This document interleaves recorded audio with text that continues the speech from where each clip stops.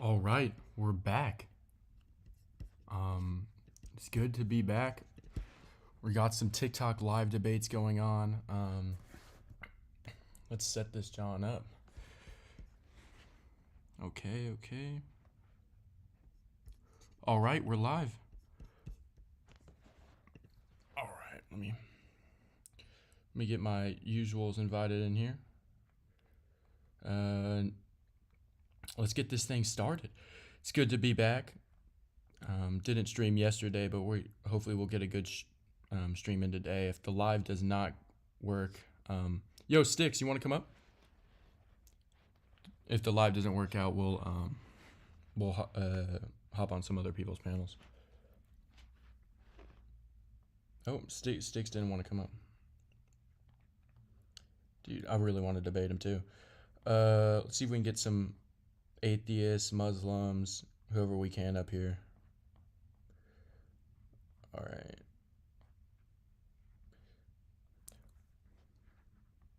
All right, welcome to live, y'all. If you guys disagree with the background or have any questions, request up as guest. What up, Johnny? Hopefully we can get someone up here that disagrees with the background pretty fast. Welcome live, Johnny. All right. Yo, what's up, Unite? Do you mind helping start up the stream on the YouTube live? Appreciate it. Hopefully we won't have to do this too many more times to start the live, but the hiatus cooked us. Welcome to the live, guys. If you disagree with the background or have any questions, request up as guest. We're debating Muslims, Jehovah's Witness, Protestants, Hebrew Israelites, Mormons, modalists, oneness, and atheists. If you guys disagree with orthodoxy as well, feel free to come up. All right. What's up, Anthony? I had Sticks in here. Sticks is like an atheist guy that loves to debate. I don't know why he didn't come up. That's actually pretty surprising. Welcome to live, y'all. If you disagree with the background or have any questions, request up as guest. Let's get someone in here. All right. Here we go. Factor TV. All right. What's up? Hello. Hello. How are you? I'm blessed, brother. Oh, thank to God. All right. What you want to talk about? Oh, pardon me. I just want to talk about Jesus and God with you, bro. Okay. So I got a question. Mm-hmm. Is Jesus good? Yes. All right. Bless him. Peace and blessings be upon Jesus. I know it was on them, but anyways, brother, I got a question. Mm-hmm. Another question. Did Jesus pray to God? He prayed to the Father. Did Jesus pray to his master? A master in the sense of like the His God. economy of the Trinity. Yeah. My brother. I just said. Sorry, I got retainers on my back there, but did Jesus pray to God, my brother? He prayed to the hypostasis of the Father, who is God. Yes. My brother, if you pray, who's gonna listen? If you pray, when Jesus prayed, he prayed to the hypostasis of the Father, My brother, I'm who is talking God. If when I you and pray, I God is pray. listening. The saints are Bless listening. The you. angels are listening. No. You said it. God is listening, brother. Mm-hmm. So when Jesus is praying, who's listening to Jesus, my brother? The hypostasis of the Father. What do you mean hypostasis of Father? You know about the Trinity, right? Father, Son, and Holy Spirit. My brother, I understand what you mean by the Trinity. It is the Father, the Son, the Holy Spirit, but can you tell me what you mean by the hermit something Father? By the what? I don't know what you said, brother. By the What do you... hypostases? Yeah. Yeah, so the hypostases refers to the distinct persons. So the hypostasis of the Father is referring to the distinct person of the Father. So is Jesus and the Father one? They're distinct hypostases. What do you mean? It depends So on they're what different. You're context you telling mean by me. one. I mean, I'm asking you if they are one. Are they one another? It depends on what context you mean one. In the sense of like You, they're the same I'm the hypostases? first. No. My brother. The first words I'm reading is Jesus is God, and then I ask you, did Jesus pray to God? He prayed to the hypothesis of Father, Hypostasis of the Father, yes. hypostasis of the Father. My brother. So is Jesus God? Jesus is God, yes. But Jesus prayed to God.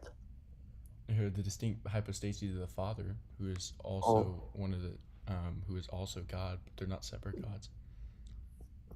yeah. So I believe when you and me pray, we pray to the same God, my brother. Okay, so if we have prayed to the same God, is your God triune? No, I don't believe in the Trinity, but Okay, so then we don't pray to God the is same not God. God is not the Trinity, my brother. According to your worldview, sure. According to yours, my brother. No, God is a Trinity in my worldview. So Jesus and the Father are not one, but they are both God. It depends in what context, what you mean by one. I mean, you say Jesus is God. I'm Mhm. saying Jesus prayed to God. What a Therefore, wild. Jesus is not God. If he prayed to God, my brother. No, that doesn't mean therefore Jesus is not God. It's completely valid to be able to do that within the Trinity. He prayed to the hypostases of the Father. The Trinity is, to sum it up, it's one essence in three distinct persons, right? This one God, this one essence exists in three distinct persons or three distinct hypostases that are not separate from each other. So So the Father and the Son are not different. So they're both God, is what you're saying. they're both God, yes. Okay. So Jesus prayed to himself, basically. No, he prayed to the hypostasis of the Father. There's three hypostases. So how many gods? One God. But the Father is God and Jesus is God. Yeah, they're not separate gods. But Jesus prayed to God, but Jesus is a God. He's not a God, he is God. He prayed to the hypostasis of the Father. So who's he praying to? I told you, he's praying to the Father. His Father. The Father. The Father. Mm-hmm. Who is the Father? The Father is the monoarche, the source, the one who eternally begat The Almighty. the Son. The Sure, you Most can call High. him the Almighty, the Most High. The Most High, yes, sir. You can The call him Most that. Merciful. The All-Knowing. Yeah, so the Son and the Holy Spirit also have those titles. That's the Son. I mean, my brother, God, we are all children of God. Okay. Yeah? Yeah. Okay, the kingdom of heaven is in you. Yeah? Just what Jesus came to say. Jesus, is the Word of God. And he You is understand? God. Mm-hmm. No. Yes. God, I can show okay. that. Are you okay? Let Can you me pull up John say, chapter 1 for me? brother. Okay, you say this. Mm-hmm. In your book, in the Bible, right? Yeah. Please bring up John 7:16, brother. John Let's see what it says. 7:16. Yes, sir. Let's see what your God says, my brother. What your God says, my brother. Let's go. So Jesus answered them, "My teaching is not mine, but his who sent me." Subhanallah. So what does that tell you? What do you think that says to you, sir? Well, it tells me exactly what Christ has been saying. It's in agreement with Philippians 2, 6 through 8, John 5, 29 through 30, um, John 12, 49 through 50, and so on. That Christ is in submission to the Father and is his servant, and he's doing what the Father tells him to do and say. SubhanAllah. That's beautiful, my brother. But so his teaching is not his, but his who sent him. That's Alhamdulillah. So who is his teachings, but it's not his? So Jesus' teachings is not his, but his who sent Jesus. So who is he that sent Jesus? The Father. Okay, so the Father sent Jesus, and Jesus prays to the Father, and the Father and the Son is not equal. But you say they are not. I mean, they're different, right? Yeah. They're distinct from each other. They're distinct hypostases. Yes, so they are different. So they're different to each other. So Jesus is different to the one he prays to, right? Okay, yes, sir. So his teaching is not his, but is who sent him, right? Yeah. So, bless you, brother. Are you Orthodox Christian? Yeah. So is there like a problem you're bringing up, or no? I don't, brother. But so you believe Jesus to be a prophet? He is a prophet, yeah, and he's more than that too. It's one of his titles. MashaAllah, I believe that. I mean, I believe he's a prophet, and even a prophet is a big thing, you know. It's not just a prophet type thing, you know. Like a prophet of God, and him alone, and his will, you know. So I got another question for you, my brother. Yeah, of course.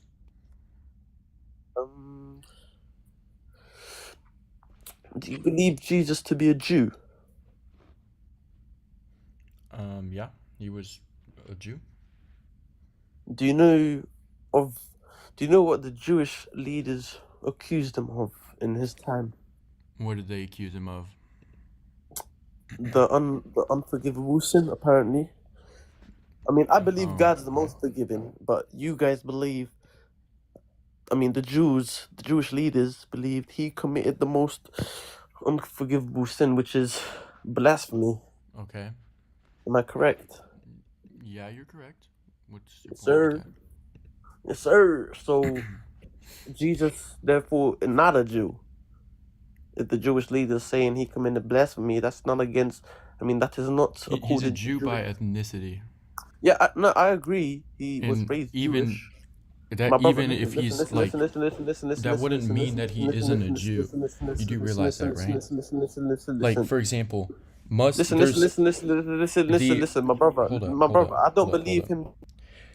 That wouldn't mean he's not a Jew. For example, you have the Nation of Islam, which believe they're Muslims, but they are a radical group that don't agree with the Quran. And no, they are a sect. They would call you.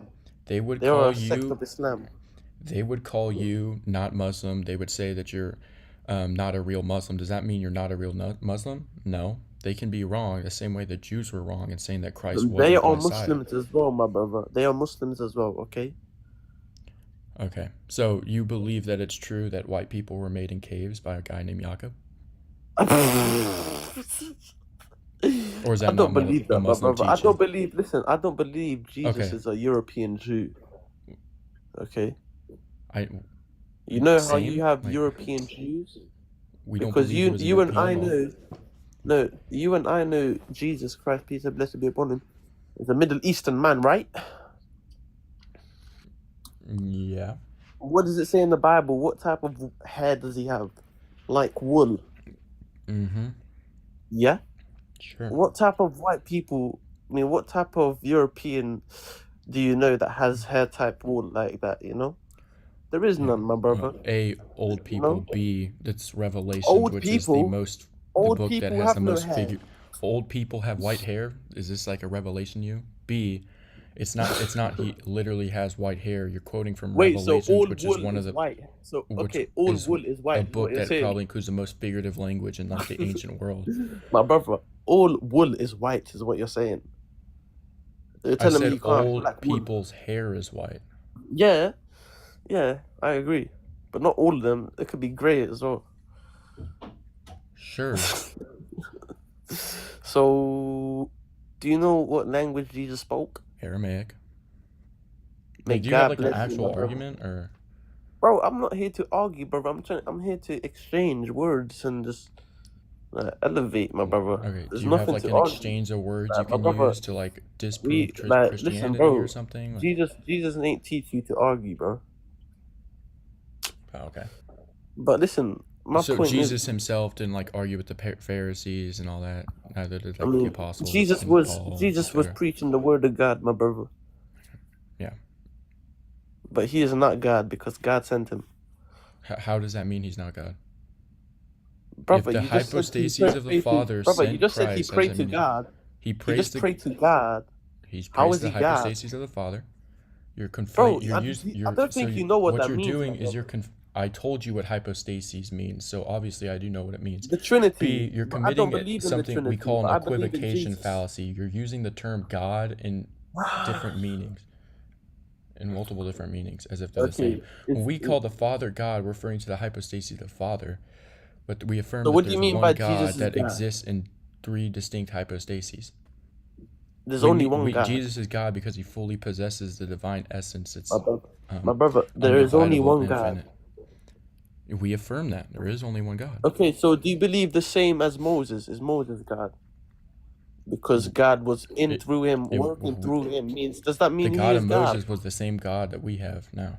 Yeah, the God of Moses is the same God Jesus prayed to, and the same God Muslims pray to. The God of Moses, the God of Moses was triune. No.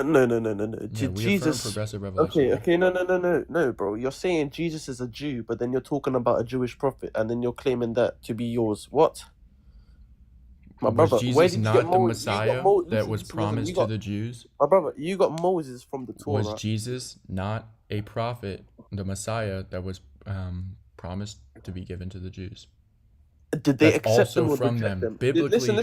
you Did they affirm this accept within him your or did world. they It reject doesn't him? matter if they accept it or Listen, not. it does matter because No, they it do not doesn't, because accept. within your worldview, you also affirm that Jesus is the Messiah that was prophesied and of the tribe of Judah and of the seed of David.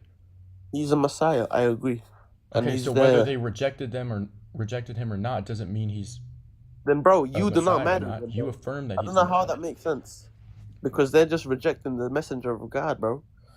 And what is so? What do you mean, wait, bro? would you So say it's that? fine for the Hold Jews. up, factor. It's fine for the Jews to Would reject you Jesus. say that someone rejecting someone as a messenger of God would mean they're not a messenger of God?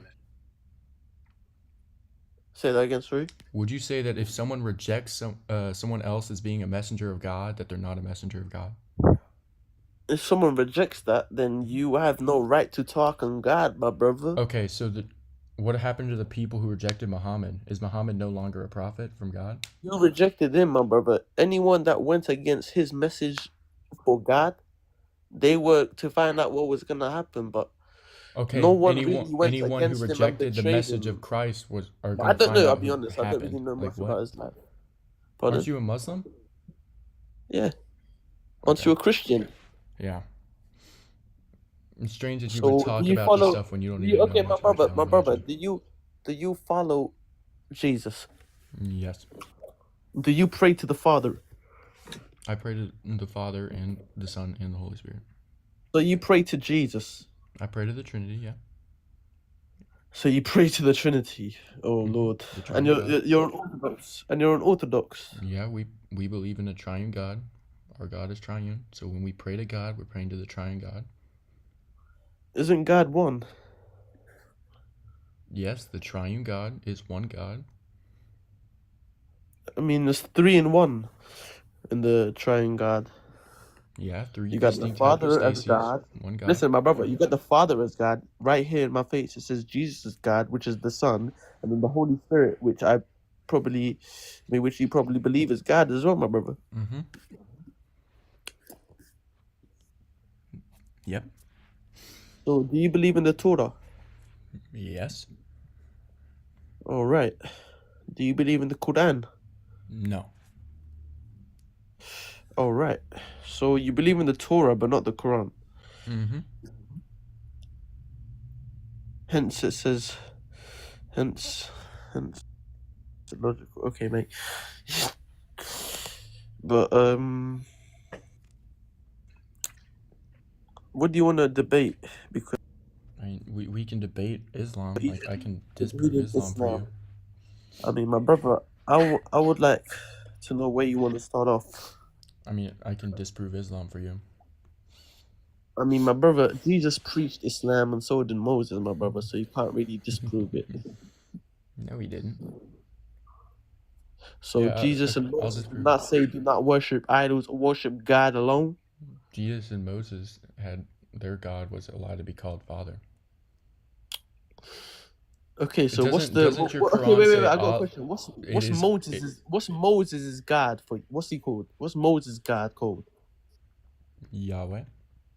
Yahweh. Okay, so where do you find that information? Exodus 3:14. Where? Which book? In the Torah. Exodus 3:14, which is in In the the Torah. Torah. Yes, sir. In the Torah, right? Yes. So is that in the Bible or in the Torah? Yes, that's in the Bible. Torah is a part of the Bible. No, the Bible is part of the Torah.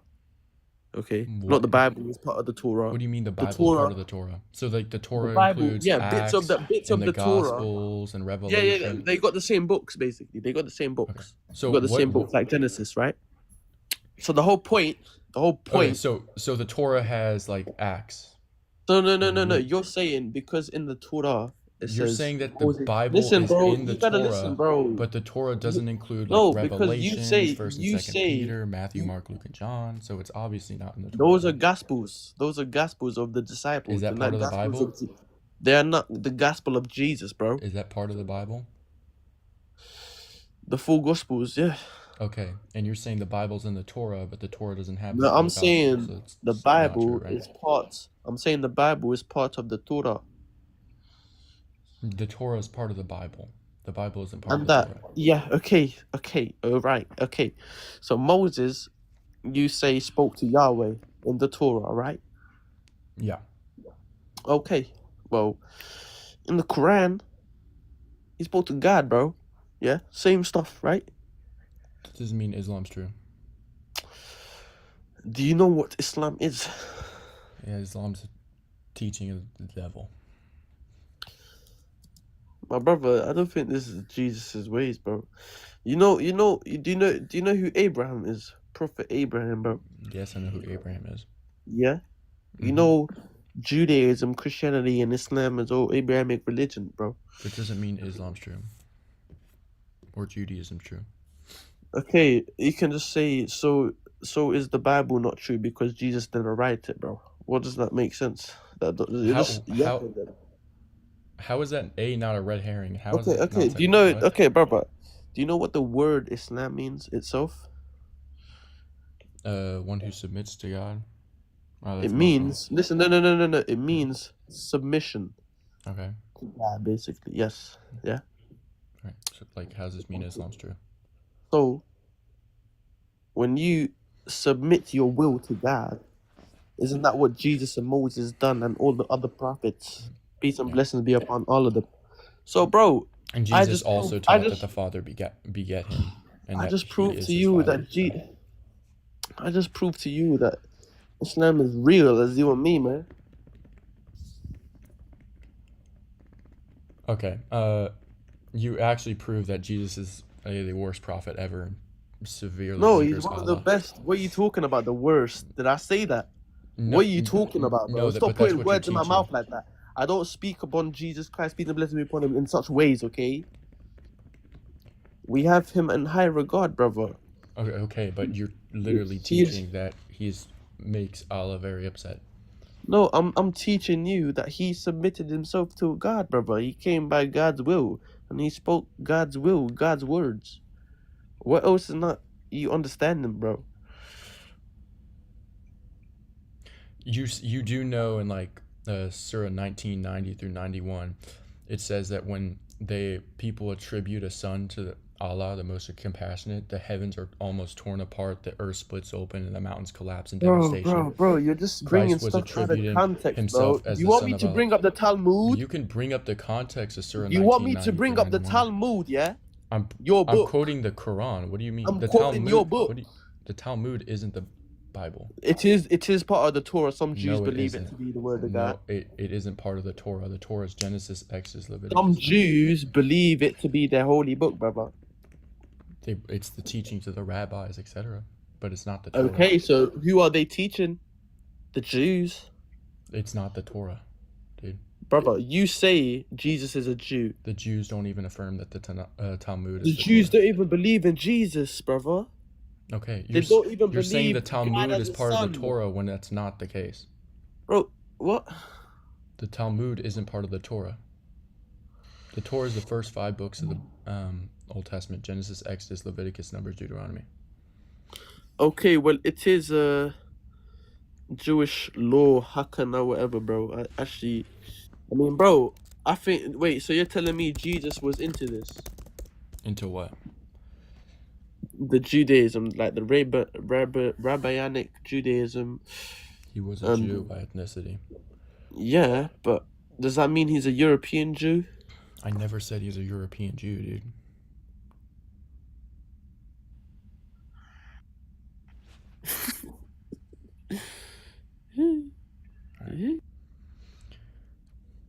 This obviously isn't going anywhere. I'll talk to Agnostic. What's up, Carbon Copy? Not a whole lot. Just sitting on the couch, drinking a ginger ale. There you go. So, I don't think I understand where you're coming from with the hypostases. I think I just don't know what that means. Could I try to paraphrase it and see if I'm understanding it right? Sure. So, the Triune God, so it's one God broken into 3 parts: Father, Son, Holy Spirit. Does that sound about right? We wouldn't say parts. That'd be partialism. We'd say distinct persons. You can't divide Okay. in essence. Yeah, but they represent all the same God. Yeah, it's one God. Yeah. Okay, cool. Yeah. No, that makes sense. Okay. I wasn't sure I was understanding. Okay. So I was wondering what you said you can prove God easily. Mm-hmm. What is your proof? Yeah, I run the argument for motion. I'll run you through the premises.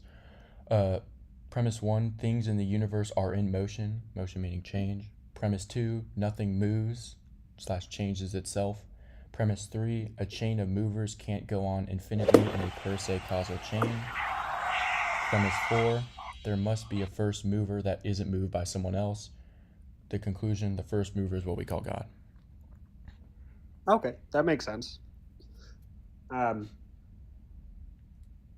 So I think I don't have a whole lot to debate. I was just trying to understand your perspective more. I think as an agnostic, I think theism and atheism both require the same level of faith, albeit in different directions. And just as an agnostic, I'm happy saying I don't know. Mm-hmm. Well, I'd affirm that we do know. Like, if you agree with the premises, it's a necessary conclusion because it's a deductive argument. Oh yeah, it's a necessary conclusion to make that something set it in motion. It's my belief that there probably is a God. I don't think it is for humans to understand. All right. Well, I mean, if you agree with the premises and there has to be a first cause and you believe that there is a God, like the first cause or first mover is what we call God, is the necessary being. Yeah. I view that as the Big Bang, which is something that will probably remain unexplained within my lifetime. Well, this is like a metaphysical argument, so it's not something that's like gonna change or like science will explain it in the future. It's independent of that. As for it couldn't be the Big Bang either, because the first cause would have to be conscious. It would have to have what we call internal principle of action, which is basically Yep. we call that like will or intellect, but it's basically the ability to initiate without being initiated. But the Big Bang isn't like a conscious being, right? Yes. Yeah. So like I think for me, that's where the idea of panpsychism comes into play. panpsychism, what's that? Yeah, so it's a theory that every particle in the universe has some base level of consciousness. Probably not consciousness as we would understand it, but the same way, those particles form atoms, form molecules, form cells, form life, form consciousness as we know it. I think the smallest part of it itself has a form of consciousness, which can create higher forms of consciousness, like life. Okay. So basically, it just affirms that like everything down to like all the particles have like are consciousness. So like they would have an Oh. internal principle of action. I mean, yeah, the evidence that I'm aware of suggests it. And I think Well, I mean, this is just logically- pretty easy. Like this wouldn't follow at all because like I could put it in a syllogism. Like let's say like for premise one, panpsychism asserts that like every particle has a consciousness, an internal principle of action. So they could self-initiate, right, self-move, and self-actualize. The problem with this, like, or would you agree with that? Like, I wouldn't say self-actualize. I would say, like, as far as movement goes, we see quarks forming into, neutrons and protons. So, like, they obviously know in some way that they got to go together a certain way. I mean, that's what like, if you're affirming that all particles have an internal principle of action, that means they would have like the will or intellect, the ability to initiate without being initiated. Yeah. Okay. I think so they could gravity- self-actualize or self-move. Okay, yeah, I could see that. Okay. Whether it's willful or not, I don't know. Okay.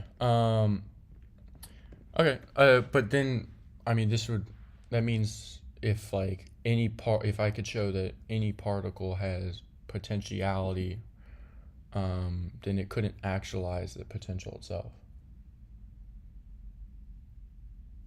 How do you mean?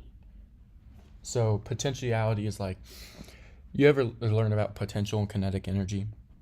Yeah.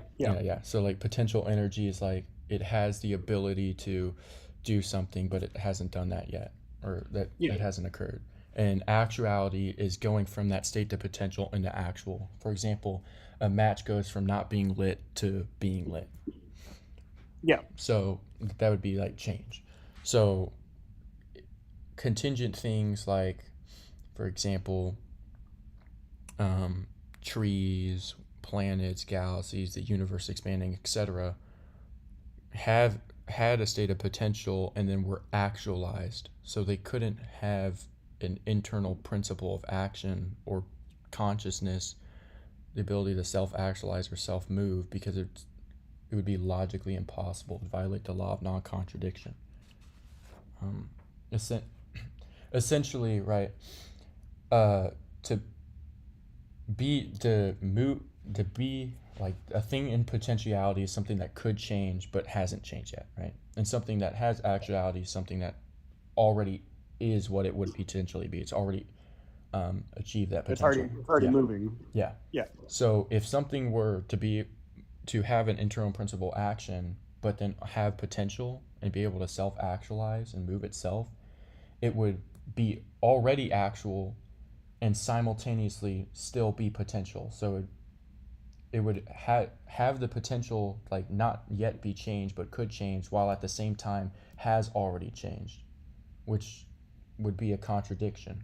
Like you're violating the law of non-contradiction. Yeah. There has to be an outside force moving it to begin with. Yeah, it couldn't self-actualize itself if it has potential. Okay, no, that makes sense. Um, what about gravity in that instance, or Uh, the constant forces of the universe, the weak force, the strong force that hold atoms together, um, and then just gravity, things having mass. It is it's a force. yeah, man. Yeah. Like gravity and these forces don't violate the argument for motion. Like Okay. once again,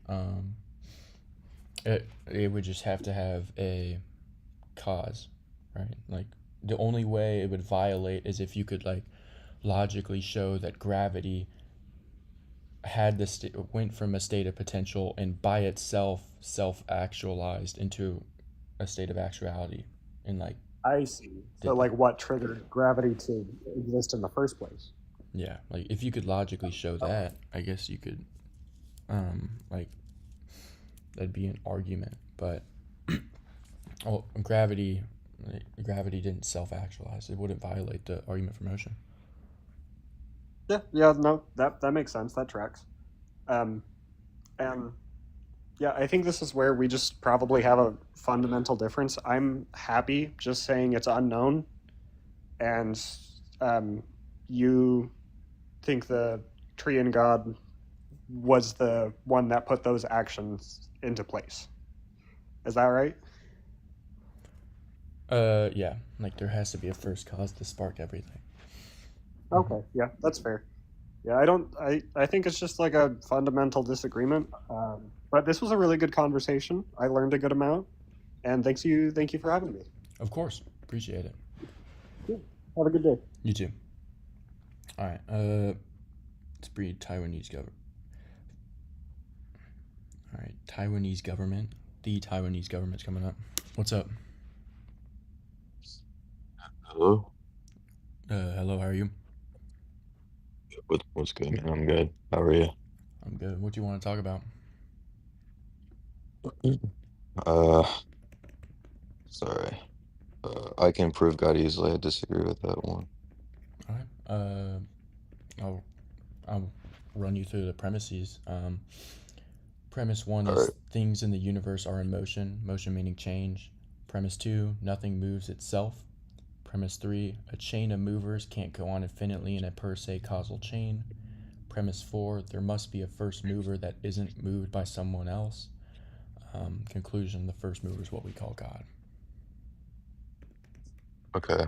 Um, Sorry if I'm a bit groggy. I fell asleep. Okay. This is the argument for motion, right? Yeah. Okay. Do you take it that the argument is deductively valid? Deductively valid, yeah. Okay. And what's the inference rule? Enlighten me, dude. Sorry? Enlighten me. Well, so whenever you say that something is deductively valid, all that means is that, well, I guess like the really pedantic way that logicians try and define it is like Yeah, it's an the argument. conclusion logically follows the premises, right? Well, right, but so what they say is that like an argument takes this form where it's like it's called gamma semantically entails phi, which is like buzzwords, but it's supposed to be like a set of sentences, which is like the premises or the reasons, whatever.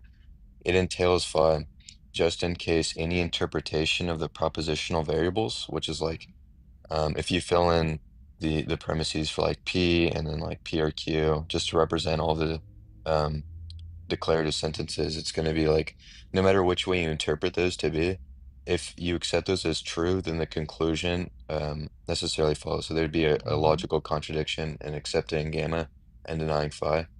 And then the way that you demonstrate this is through something called a rule of inference.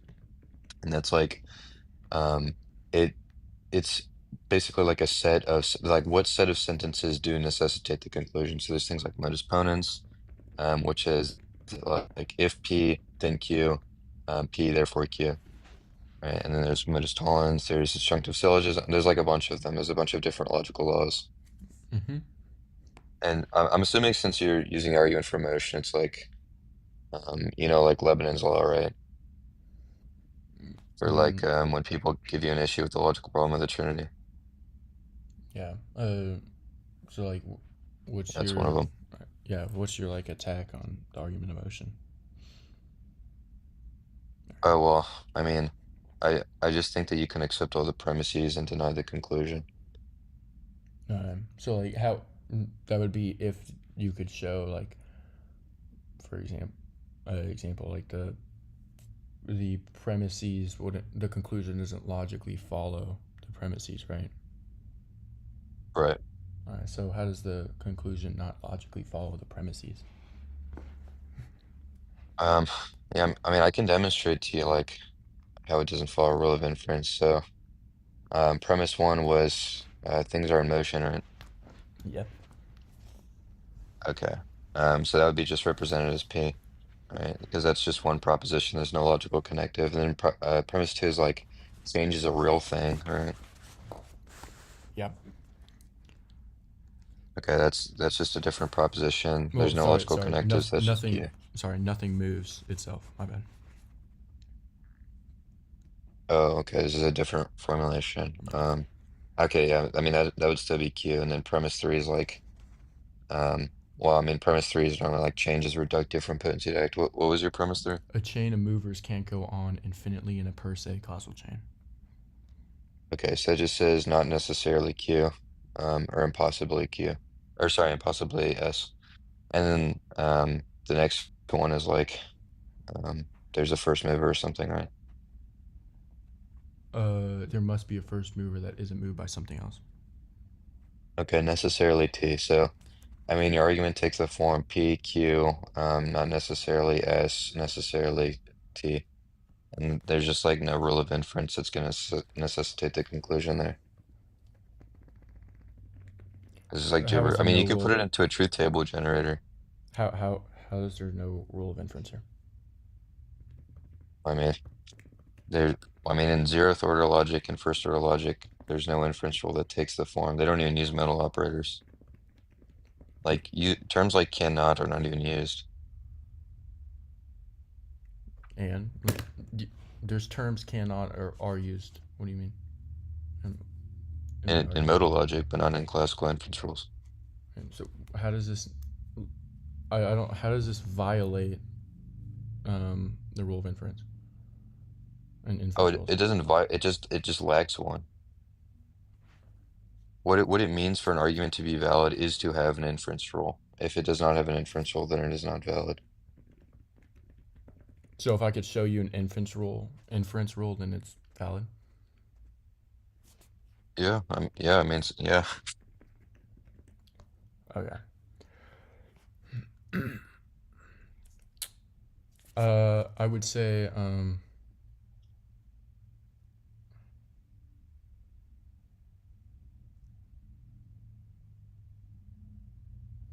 I would say like the affirming the antecedents in there. If P then Q, right? P is true, so the conclusion's true. That it would be P if something is in motion, it must be moved by another. P is true because motion is observed, therefore Q it must have been moved by another. Okay. Well, I mean, so we can go with that, right? So now your conclusion is that something must have been moved by another. Does this go anywhere else?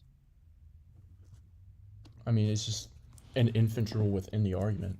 The argument itself goes somewhere else. You told me that Yeah, no, if I this could this is provide yeah, no, your argument is valid, yeah. but the conclusion isn't that God exists or even that there's a first mover. It's just that things don't cause themselves.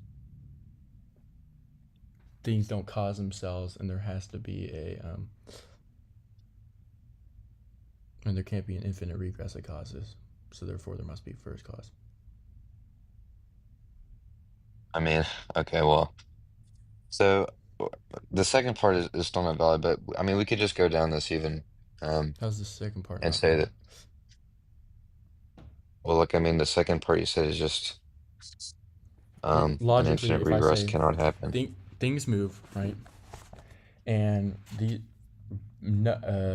these things don't move by themselves, and there can't be an infinite amount of so then logically Q, right, is the first thing.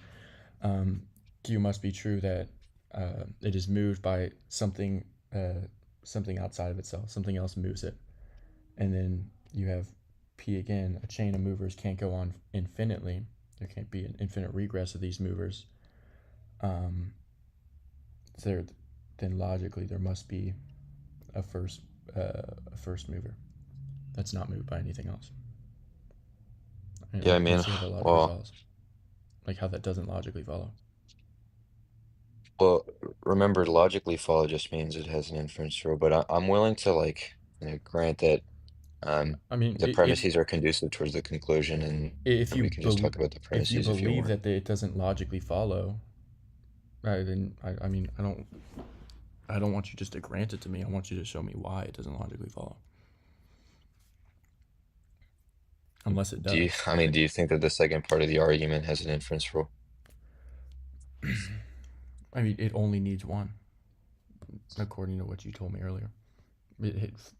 It How does only this needs not one? logically follow? You said if I could show an inference rule in the argument, then it would logically follow. I gave you an example of an inference rule in the argument.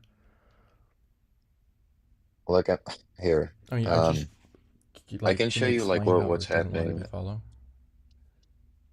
Sure. So, um, imagine I said like, um, I'm wearing a blue shirt. Santa Claus exists. I just mowed my grass today. Therefore, like, my wife sucks at pottery or something. And then I'm like, whoa, that doesn't have an inference rule. And then I'm like, whoa, hold on. If I mowed my grass today and my wife is wearing like a blue shirt, then um, I did mow my grass today, therefore my wife is wearing a blue shirt. And I'm like, okay, yeah, that's valid. But then you're like, oh, and also like she sucks at pottery, and also I didn't make my bed today, therefore she sucks at pottery. And I'm like, okay, well, the second part doesn't have an inference rule. And you're like, well, hold on, I only need one. I mean, that was a different argument though. That argument didn't conclude with there's a first mover. That argument concluded with things have causes. The infinite regress thing, that's a whole separate thing. I mean, yeah, I would just say like you could put um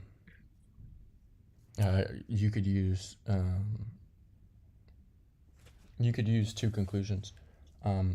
We already went through the first part in that conclusion, but the second part for a chain of movers can't go on infinitely in a per se causal chain, and then there must be a first mover that isn't moved by something else.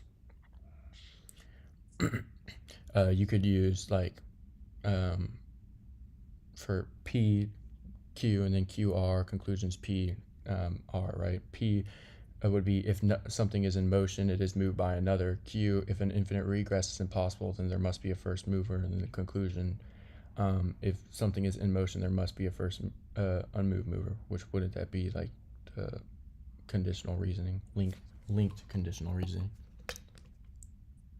Yeah, so that might be more closely to a hypothetical syllogism, which is valid. So we can talk about that now. I mean, it's you don't really need like if you're saying necessarily like or like there must be a first mover, all that means is necessarily that there's a first mover. And then like if that's the case, then it's just always going to be true that there's a first mover. So there's no reason to even say that an infinite regress is impossible. It's just adding more things onto your argument that you don't even need to Well, go about proving. sure, but I mean, it doesn't really matter on in terms of Yeah, like right. whether the Okay. argument is valid logically or not. Okay. So do you think so for the analysis of change, right? Um, do you think that there are reasons to accept that change is reductio from potency to act and motion is identical to change? Say that again. Do you think that there are reasons to accept that change is reductio from potency to act and change is identical to motion? Change. Yeah, I think I think that's reasonable to believe that logically follows. Okay. And are those reasons categorical or hypothetical?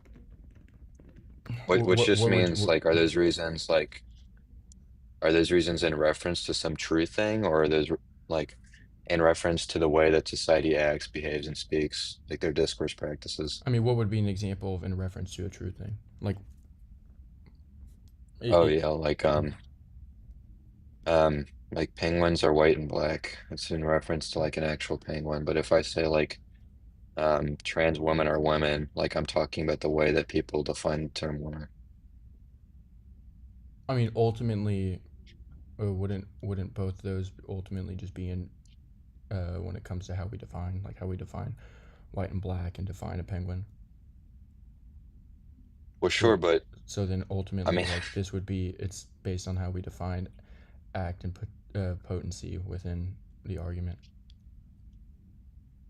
well, look, I mean, the idea is that also there's a distinction between like realist views on semantics and then anti-realist views on semantics. But I mean, you like if you understand all the terms, then like a penguin being black and white, that's going to depend on whether or not like penguins actually are black and white in reality. Right? But I mean, the other one is just talking about the way we define things. But yeah, I mean, do you think that change is reductive from potency to act because of the way that we define things, or do you think it corresponds to something in reality? I think it corresponds. I mean, Okay. ultimately, I just see it. It's based on how we define those words, but it would correspond to reality based on those, based upon those definitions. But I feel like that would follow for Okay. everything. So you think reductive from potency to act is actual, like is an actual thing? Yeah, Okay. And that can be just observed. to be Yeah, clear, you understand that, right? And you understand that when Thomas Aquinas and Aristotle use these terms, they're saying that these are real modal properties about a thing. sure. What's your argument here? Oh, well, I mean, my position is that they're gibberish, but I mean, I was just going to ask, what's the argument that those things even exist? What's the argument that these things even exist? Yeah. Like change. No, no, no. Like the real modal property of being potent and the real modal property of being actual. Um. Okay.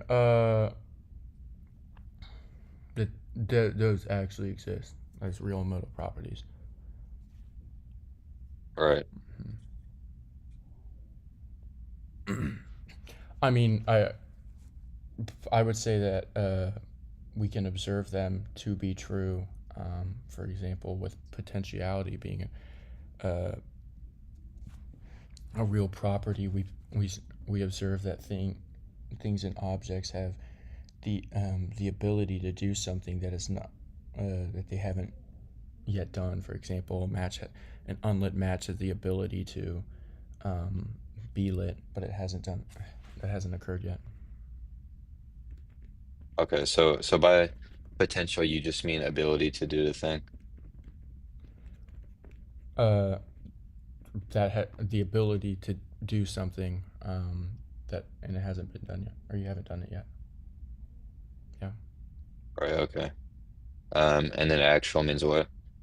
Actual be like state of existence of that thing. Actual means state of existence. Yeah, or Well, achieving the okay. So, potential. So, for example, fully grown tree would is the actualization of of a seed's potential, or the seed of a tree's potential. all right. Okay. Um, yeah, I mean, this might I just mean, be kicking the I can would down the say that road, the but modal properties are real because, like, going back to the seed, right?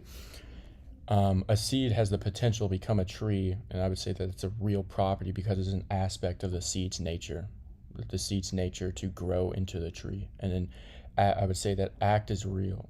For example, a fully grown tree being act is the actualization of a seed's potential. I say that act is a real property because it describes the current state of existence of that tree, or the tree okay. So, achieving that potential. right. So existence is just the state of being, where the state of being is just understood as like this first order property, right? And the first order property is just some instantiation of a thing's nature. What do you define the first order property as? So a first order property is just a property in reference to the thing. A second order property would be like a property in reference to another. It's like for example, when you're talking about beliefs, a first order belief is like I believe that the sky is blue, right? And then like a second order belief I have is that I believe that that belief is true. Yeah. Okay, I'd agree. Okay, awesome.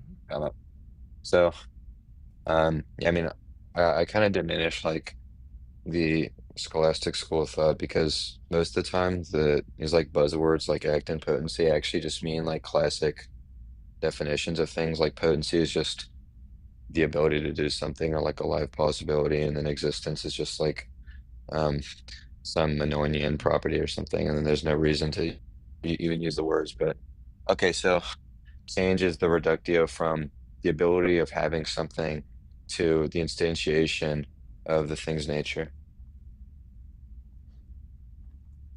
Sorry, say that one time. So Change is the motion is what? change, and changes the reductio from um, the ability for something to do something, right, to the instantiation of the thing's nature. Yeah, the act of going from potency to actuality or act. Yeah. Okay, so now that we've deflated the words, right? I mean, I don't even understand why would it be the case that like a thing cannot just actualize itself? Because it would be violate the law of non-contradiction. Uh, ba- Basically, if we understand potential for something to be able to actualize itself, it would be it would have to be already actual, being like it's doing the moving, it's moving itself, and it's also at the same time still potential because it needs to be moved. It needs to have the like ability to be moved. Um, so that violate the law of non-contradiction because it would be both actual and potential at the same time. Okay, so the reason that something cannot move itself is because if it could move itself, it would have the ability to instantiate the thing while it's instantiating the thing. Right. The reason it couldn't the reason it couldn't move itself is because it'd be in a state of potentiality and actuality at the same time, which would violate the law of non-contradiction. Okay, so I mean, well, I mean, I'm gonna be honest, like the reason that Aquinas makes this argument is because that they're distinct modal properties, but your semantics don't allow for that because they're no longer modal properties. I mean, maybe I can explain it to you. Right? So like, just imagine a thing, right? And it just has the ability um, to instantiate itself, and so it does it, right? How are they not It real moves modal from the ability properties, to dude? instantiate itself. What's that? How are they not real modal properties? Well, a modal property is just the mode in which something can be true, and it's distinct from like reality, right? But like everything has an ability, right? Like I can have the capacity to deploy like the running, right? Like me running. Um, and that's true. Like I do in fact have the capacity to start running. Um, and then the actuality, right? That's just an instantiation of a property, right? And so all that's just in reference to like a real thing. So both of these are dealing with the exact same modal realm. Both are just real things. So there's no reason for like some large modal distinction. How does that mean they're not real modal properties? You affirm that they're real modal properties, right? Right. So I Okay, so mean, then the why'd set you of say that all they're not real modal properties? modes in which something could be, because they're not. But you just said they were. Are No, they or are they not? no, they're not. They're not modal properties. So how are they not modal properties? Like, if they're observable in reality, they're intrinsic to the nature of something, like of things, and they're necessary for explaining change. How are they not real modal properties? Well, okay, so again, like a modal property is the mode in which something can be true. And the list of those things are things like it's permissible, it's obligatory, it's possible, it's necessary, it's impossible, it's known, it's not known. None of those things apply to any of those properties. Those are just real things. There's no mode. You don't have to use any separate operator to tell somebody that like you could run, right? Where could is just understood as the ability to do something because yeah, you have legs, right? You have like all the necessary functions to do the thing. So you're saying there's no need to distinguish the two? I mean, well, so I mean, I guess you could just consider like the real world a modality. I don't think any philosopher does that, but even if you did, they'd still be in the same modal domain. Like ability and instantiation are both in the same modal realm, so there's no like contradiction in an entity possessing both of those things. Like I have the ability How to is there no instantiate myself, so logical I'm instantiating contradiction myself.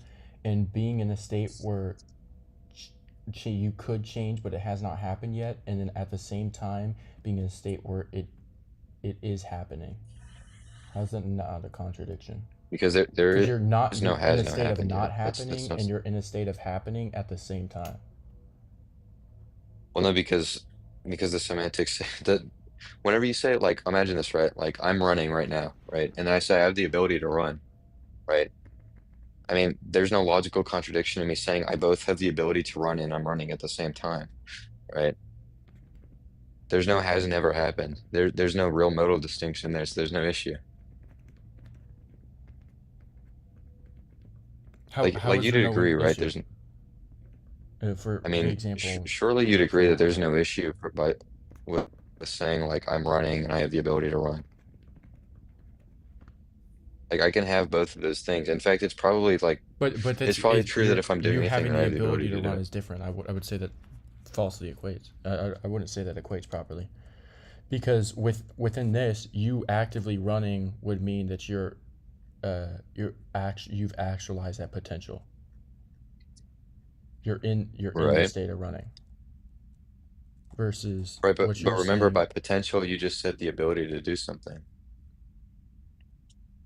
I mean, I would something potentiality is something that could change that has not happened yet. It's Okay, the well what does potential to could do mean? something. What do you And what is I mean change just presumably you think change is potency like the reductio from potency to act. So if potency is just defined as the as you could change and then change has potency in it, then it's not informative. It's circular. how is that circular? Well, look, so okay, imagine like I'm really confused. I don't know what change means, and you tell me Hmm. it's reductive from potency to act, and I'm like, well, I don't know what potency is. What's potency? And you're like, something that could change. I'm like, well, what's change? I still don't know what that is. And they're like, no, it's just reductive from potency to act. I'm like, well, what's potency? And you see, like that's just gonna go down. Like there's never gonna be any external party informing me. Something that could go from the ability potentiality, something that could change but has not yet changed. So something that could go from the state of potency to act, but has not yet gone from the state of potency to act. Why can't you say that?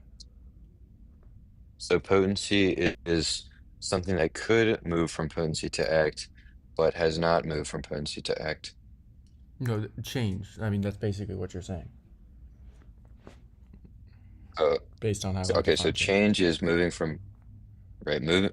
So change is moving from or change is that you could move from potency to act, but you No, have not moved from potency no. to I act. said potentiality. I define it as something that could change but has not yet changed, and you're saying it's circular, and I'm saying because I Right? define change as going from a state of potentiality to act, but why can't I just say potentiality is something that could go from a state of potentiality to act but has not yet done that? Okay, so, I How, mean, how does that if not I'm conf logically if I follow? don't know what potentiality means, right? And then you're saying, well, potentiality is when something has not gone from potentiality to act, but could Well, go that's from what a thing potentiality to in act. potentiality is.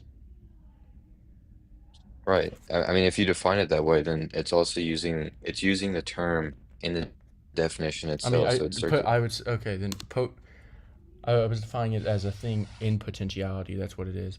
Potency, something that has the capacity to become something else, but has not done that thing. Okay, and what does capacity mean if It, not just ability to do something? I mean, you could say that too. I mean, I'd say they're synonymous.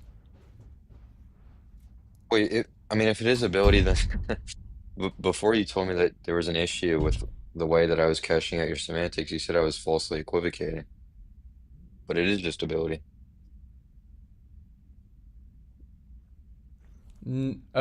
The ability to do something, but has not yet, but has not done that yet, but is not Okay, yet that thing. So no, it's still falsely equivocating because in your example, the person is already in the state of actuality. They're already in that thing of state or running. okay, It's so the if you're saying right, capacity is synonymous for ability, it still reads that something has the ability to become something else, or but it is not yet that thing. So okay, it so would still be potentiality is falsely equivocating. right. Potentiality is not just ability. Potentiality is the ability without doing the thing. Okay. So then, all right. So whenever you say that there's N- like this first move or No, like a that's first mover, I it would be defined it that. as if you want to say ability, something that has the ability to become something else, but is not yet that thing. Okay. Um, okay. So like a thing that would try and create itself, um, that would mean that it would be in a state where it has an ability and is not doing it, but is also doing it, which is a contradiction. Okay. So, um, and I mean, now this makes sense, but then it's like, uh, um, it sounds like it diminishes the view of change. Like, it would be much easier to just say that change is like this difference in parts at different time intervals. And then you don't need any of these notions. I mean, it sounds unclear even if like the It thing means would the have change same. applied to it, Like but if you're gonna say it means the same thing, it means the same thing. I mean, at this point, you're just arguing that like you could just word it better or something like that, not actually addressing the argument and whether it proves God or not. oh, so I mean, I mean, my main ultimately, you're just contentions saying, well, with you could just Aquinas' word five it. ways You is could that. word it differently, but okay, like that doesn't mean that doesn't address whether or not the argument proves God. Well, surely it does, right? Like if the words used are like buzzwords that are incoherent, and then But you're like you not can saying they're deflate them without accepting. like it's not a case of them being incoherent. I'm just using buzzwords, but I'm not using them properly. You're just like giving me like No, no, you no. could say the same thing, but you could just use different wording or something like that. It still means the same thing. Well, look, if you accepted a different view about change and said that change is a difference in temporal intervals, then what that like there's no logical contradiction in something creating itself anymore. So your argument doesn't work Okay, anymore. but I It didn't define relies on change that as that. definition of change. I Yeah. I know. I'm All right. saying you could do that, right? And you'd have all of the same explanatory advantages, and you'd avoid like this incoherent definition. Okay, well, I'm avoiding the incoherent definition right That's now. the I don't see argument. the problem. Well, what do you mean? I mean, I think that the reductive from potency to act isn't incoherent. That's what we went over. Isn't incoherent. All right. So Yeah. then what's like what's your argument? If it's not if it follow the reduction from potency to act, i.e. change, is coherent, then like how does that attack my argument? No, You're just it's saying that not. like Here, look. change So, logically follows. yeah, right. So, I mean, it's like if your argument is going to rely on some metaphysical thesis about what change is, and the thesis about change is false, then the argument is false. Say that again, sorry. If your argument relies Hmm. on a metaphysical thesis about what change is, and that thesis about change is false, then the argument is false. Okay. So what has my thesis of change false? I mean, well, so the account of change can be perfectly described as my thesis. And my thesis has explanatory advantages and other epistemic advantages over yours, and your thesis is incoherent. How's my thesis incoherent? Well, like, okay, so I mean, I can sort of walk you down the like a flow chart of what contemporary philosophers use to show that Aristotelian jargon is nonsense. So, okay, I just want you to is there a way in show me how which, it's incoherent. right, right, is there a way in which you can define potential and actuality without just using modal terms? What would be an example of modal term? A modal term. Could, can, cannot, must, obligated, permissible, known, not known, belief, uh, no belief, do not believe, it's never been, it will be, things like that. No, but why is that a problem? Like if I can't Well, use like, the because word if but. it just stays in the modal domain the whole time, then either A, what's going to happen is potency just means it's possible, right? Or B, it's just going to remain in a way where like nobody can ever gain information if there's no like relating property in the real world. Okay, but like how's there not any relating property? Like what would be a relating property? Also, a relating property that people use in meta logic is possible world semantics, right? Um, and possible world semantics is going to define possibility in terms of the real world by using something called a binary relation. Um, But I mean, whenever like Aristotelians try and do the same thing, it's like, I mean, it just never happens. Like you can never actually get an analysis on what the terms mean, so it's just always permanently unclear. Well, okay, so like you're saying like there's a problem if I can't define, for example, potentiality or potency without the words like could, but can't, etc. Like the synonyms for those words. Why is Right. that a problem? Like why should I like why if I can't do that is it a problem? Because, well, okay, so I mean, there's a few reasons, but like one, it's like, okay, you can never really affirm whether or not this thing is true. Two, it's like imagine somebody who just has no like idea about the modal realm at all.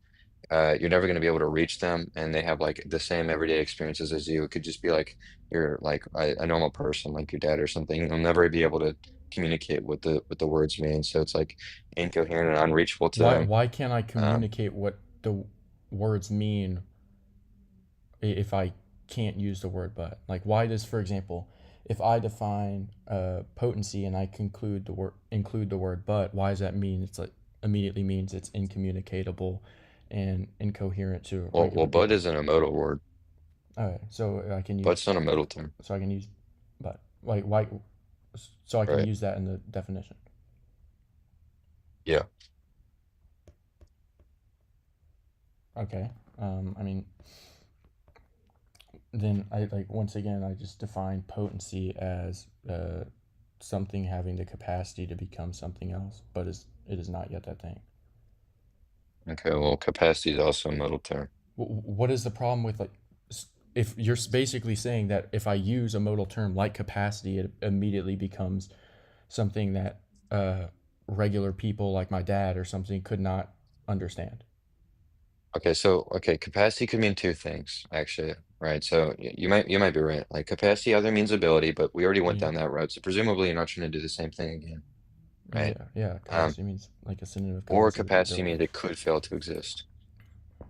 Yeah, I would go with the first one. Capacity, like a synonym of that would be ability.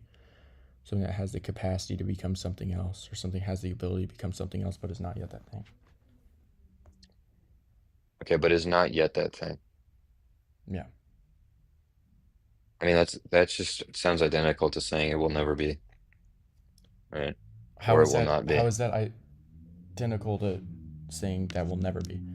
Something has Okay, not so yet that like yeah, something has not been that because thing that means it equates will to be. it will never be.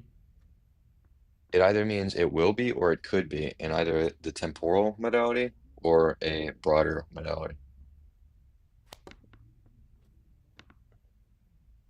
It has the ability or capacity to become that thing, but it has not yet become that thing Right. as I defined it. Right. Yeah, What's it like? How the does less using present mental motion. these wording mean it's like incomprehensible for a normal person? Well, it's not about it being incomprehensible for a normal person. It's about never being able to define clearly what modality means, right? Or what the modal operators are supposed to mean, unless you deflate it in terms of the real world. So, like, Mhm. what philosophers will do to get around this problem is define things in terms of real, like real things. So they'll say, like, whenever you say never will be or could or like could be like in the future or something like that, what they're saying is like either there's some relation between the properties under some like set of rules that stay consistent, or like at some time interval it is the case, right? And then in reference to like that time interval and the before direction. And so that way you don't have to use any of the metal operators. But anytime, I like still don't you see like can, what the problem is here. so yeah, I mean the problem is that like any you can actually like try and find papers on this. What happens anytime you do that is like when you define it in terms of real properties, then the theory just becomes like either like saying something super trivial. Like what I said before, it's just the ability to do something. Right? Or like what change actually is not reductive from potency to act. What you're actually saying is it's like differences in time intervals or temporal intervals, and then there's no logical contradiction and like a thing creating itself. Right, but I don't define time as that. Like, this is really saying like this could lead to this, it could lead to that, but like, I mean, we're just it does it lead to that? Like, Well, I mean, like, presumably if like the best Aristotelians and the best Thomists can't find a solution, I'm gonna have like a strong inductive case that you're not gonna be able to. well, I mean, how does this lead to that? Like, you're saying like How, it could potentially, if it's defined this way or something, lead to this or lead to that, but like, okay, does it lead to what that? does will not ever be or will not be? I never Not yet be. Any of those words. when What did what I do those ever mean? use those words? You said potency is the ability to do something, but is not yet that, right? Yet is obviously a temporal notion. But So it's what not does yet that a mean? thing. What does this sentence mean? Well, Right. What does that mean? at this time, it is not. Um, Right. I would agree that it's temporal. What's the problem? Like, it involves time. Okay. So right, you can relate it to time. So what you're saying is that it's an ability that well, I mean actually no, it doesn't really sound coherent. Okay, so it's an ability that not yet exists. Yeah. Okay, so the thing doesn't even have the ability. What do you mean? It doesn't. That thing doesn't have the ability entirely. Okay, so it's uh, po- okay, Like, how's that logically equate? potentiality is the ability to do something, but does not exist at this temporal interval. Okay, so it's the ability, but it doesn't exist right now. So the thing doesn't have the ability. It has the ability. It's just it hasn't. That ability or that potential has not occurred yet at this time. This doesn't mean it's So okay, so impossible. it doesn't the ability doesn't exist yet. It hasn't. That's what you mean. It hasn't achieved that potential. Hasn't gone into act yet. Well, okay, presumably what you're trying to say is that like the thing has the ability, but it hasn't used the ability yet, which means it's not like currently using the ability. It's not. It's not currently been actualized. Sure. Okay, so the thing that like can create itself is it has the ability, right? Um, but the ability is not being used right now. Okay, so now it uses the ability, right? And it becomes it instantiates itself. It instantiates its nature or essence or haseya. What's the argument here then? You're The premise yes. three is false. It hasn't.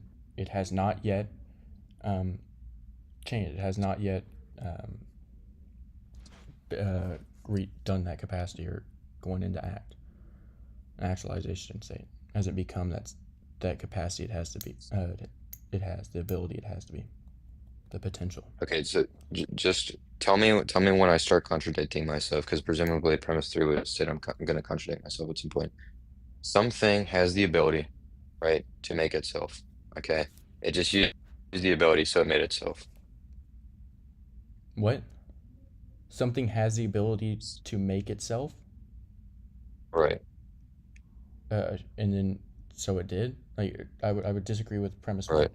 for the reasons I brought up. It would violate the law of non-contradiction. How can you be Well, no, the no, no. I'm in asking you where do I start contradicting myself? well, it doesn't matter whether you contradict like yourself within the premises or not. If one of your premises doesn't hold valid, then the entire argument itself doesn't hold valid. No, this isn't a premise. I'm just describing a situation. Okay, well, the first part of your situation doesn't logically follow. It's impossible.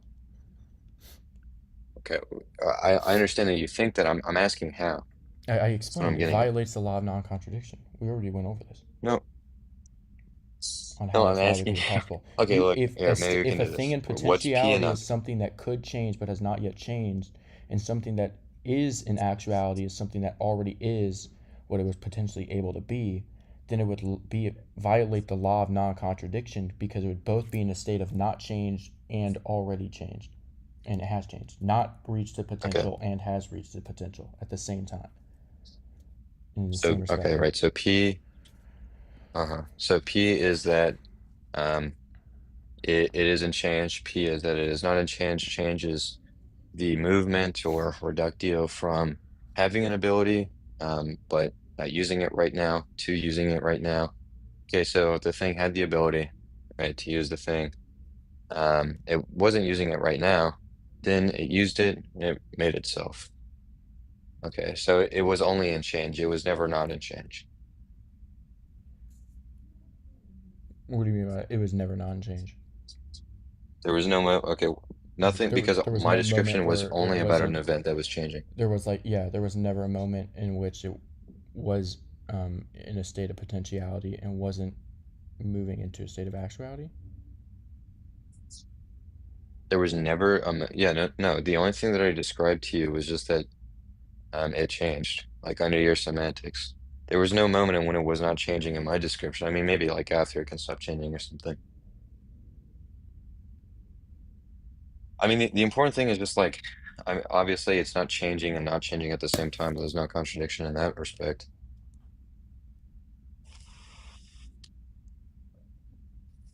Yeah, I still, how would that not be a contradiction? If motion or change is when something moves from potentiality, like a state of being able to change, to actuality, a state of having changed, how is it still not violate the law of contradiction? It would be Like, both okay, so actual yeah, I and mean, I can potential in describe the respect to event to you motion, again. right? It would be both. It would be actual and potential in respect to motion.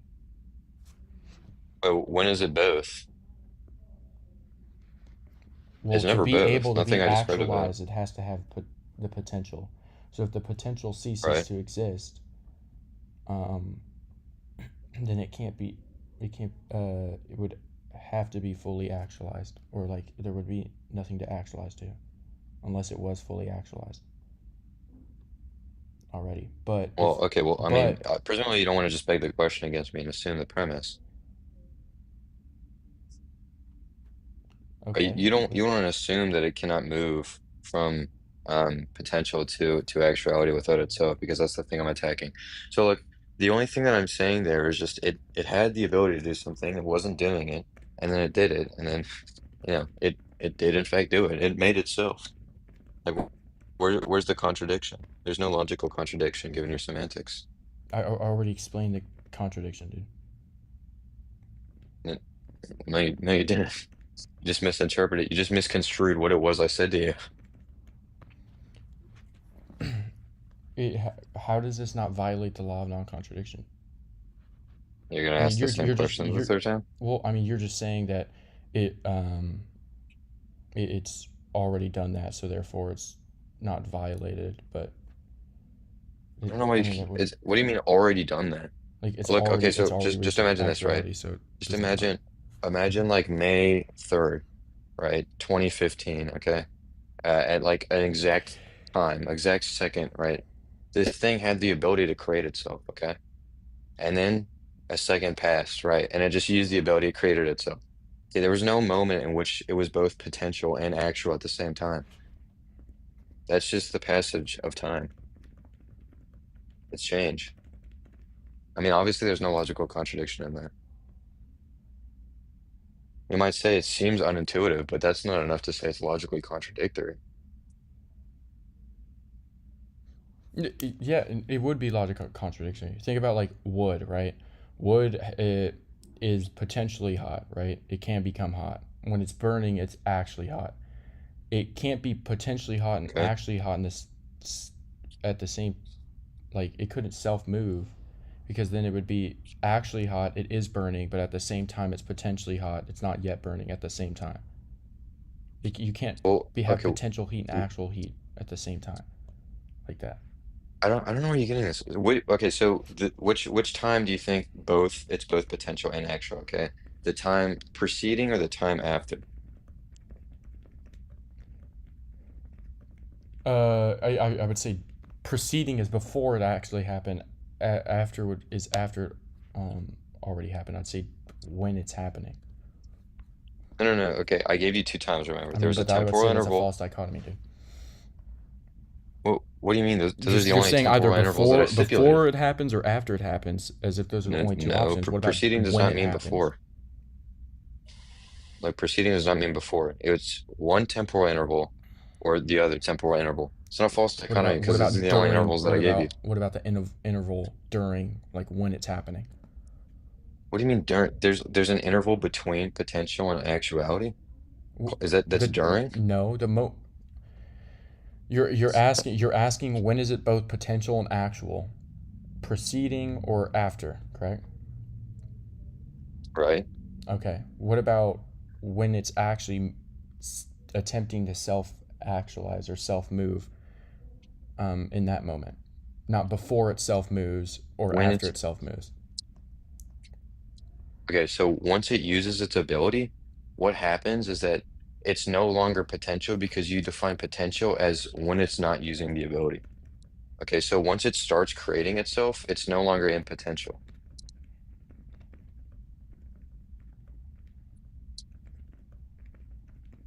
I mean, you could say this about literally anything, any other example that you think is changing in this weird respect.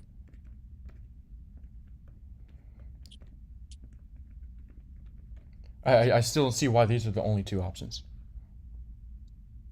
Look, okay, well, I mean, because Like, how's this not a you false you dichotomy? defined so once it You're really starts giving using me its like ability, it's it's either never before um, it becomes actual or after it actual. Like, why are those the only two options? How's that not a false dichotomy? because those are the only states of being. It's only either in a state of ability or it's not in a state of ability. Okay, so Those it's are the only ways logically it could be. impossible That's for it that's to. your stipulation, So then it's right? that would still mean it would be logically impossible for it to self-actualize. Because if the only states of being are when it's potential and then when it's actual, then it couldn't self-actualize because it'd have to be in a state of being where it's both. Where in what I am saying, am I saying that there's a temporal interval in which the thing has the ability but is not using it and is using the ability?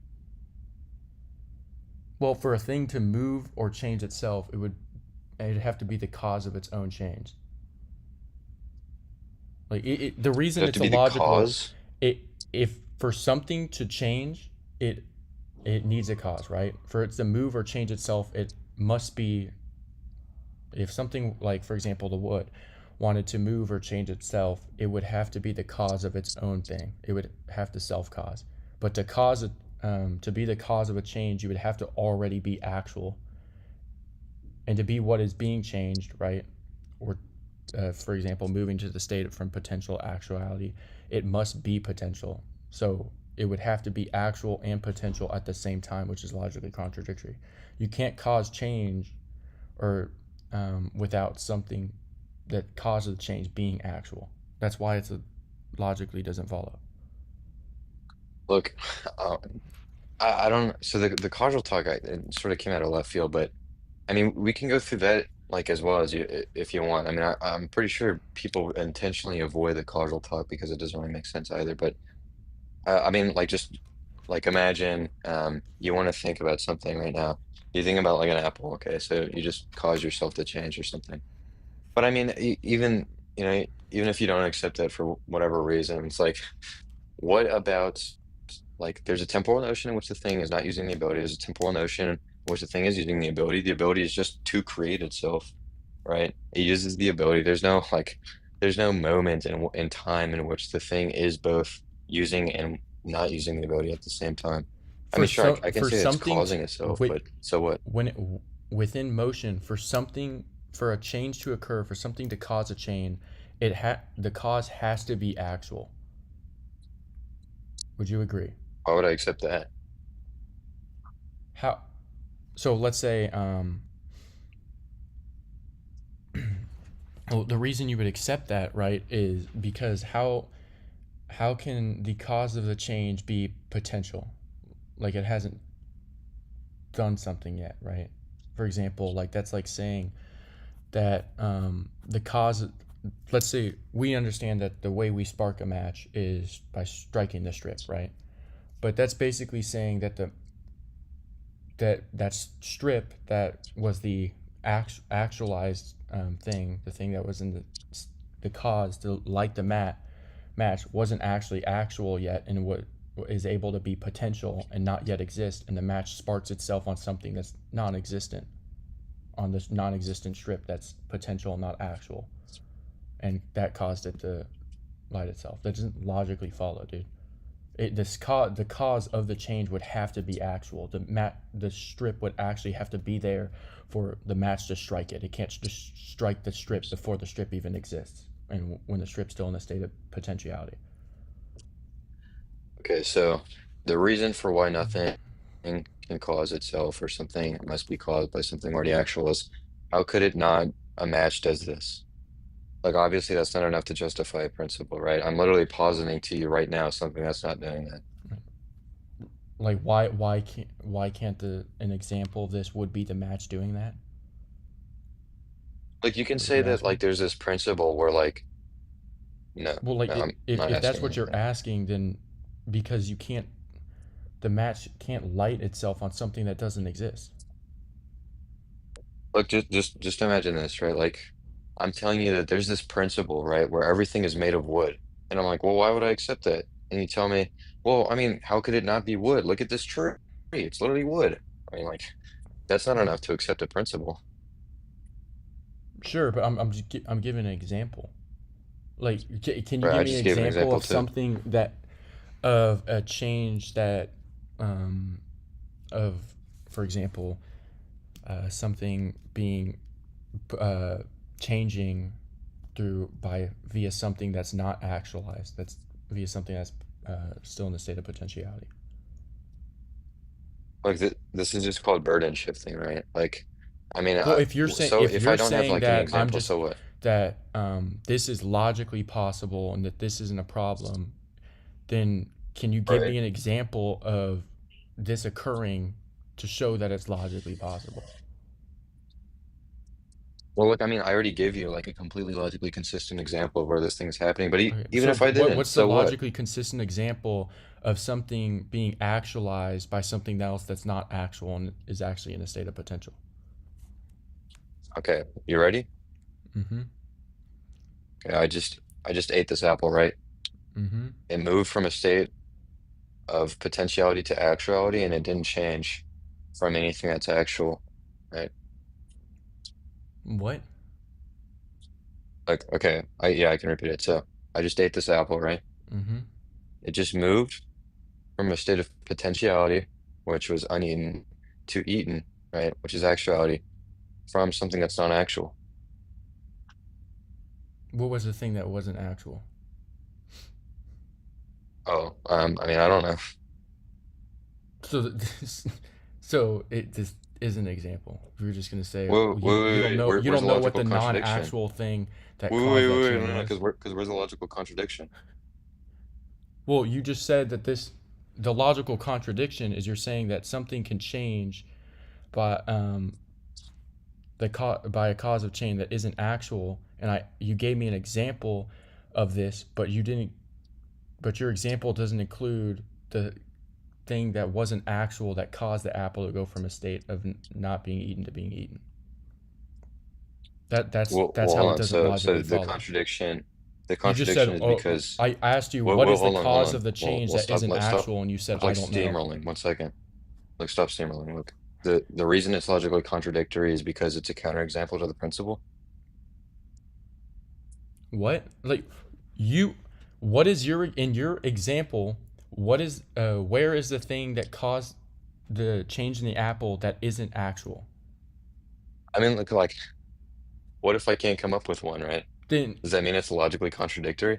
you have no grounds or justification for this being Well, a hold thing on. that can So, happen I in mean, reality. that's like a whole nother spiel, though. That's like a whole nother spiel, right?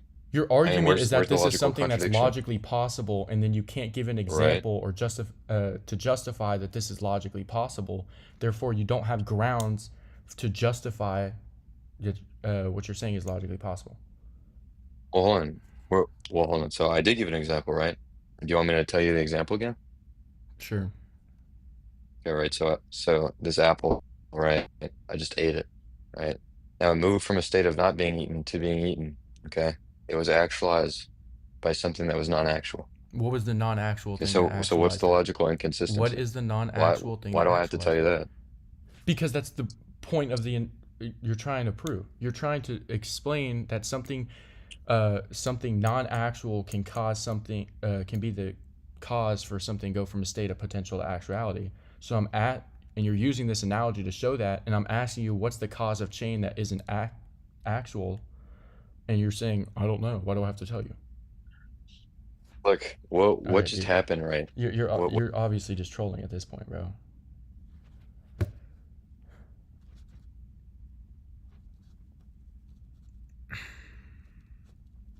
All right, if you guys disagree with the back dodge, you won't tell me. You're giving this analogy, and I ask you, so where's the cause of change that isn't actual? And you say, why do I have to tell you? Because that's the point of the analogy. You're trying to justify your claim. You're the one dodging. I asked 3 times, bro.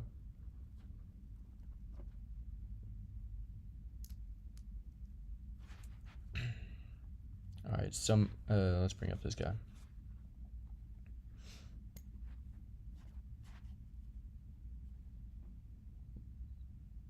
Yeah, I mean, if the example is you're the one eating it, then the cause of change would be actual, unless you're saying you didn't exist, or like it doesn't make any sense, bro.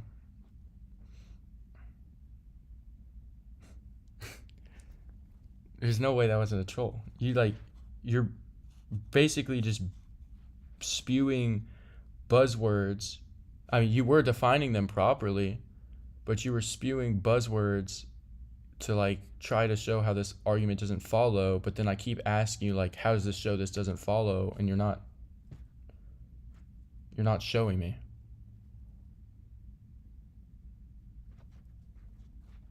All right. If you guys disagree with the background or have any questions, request up as guest.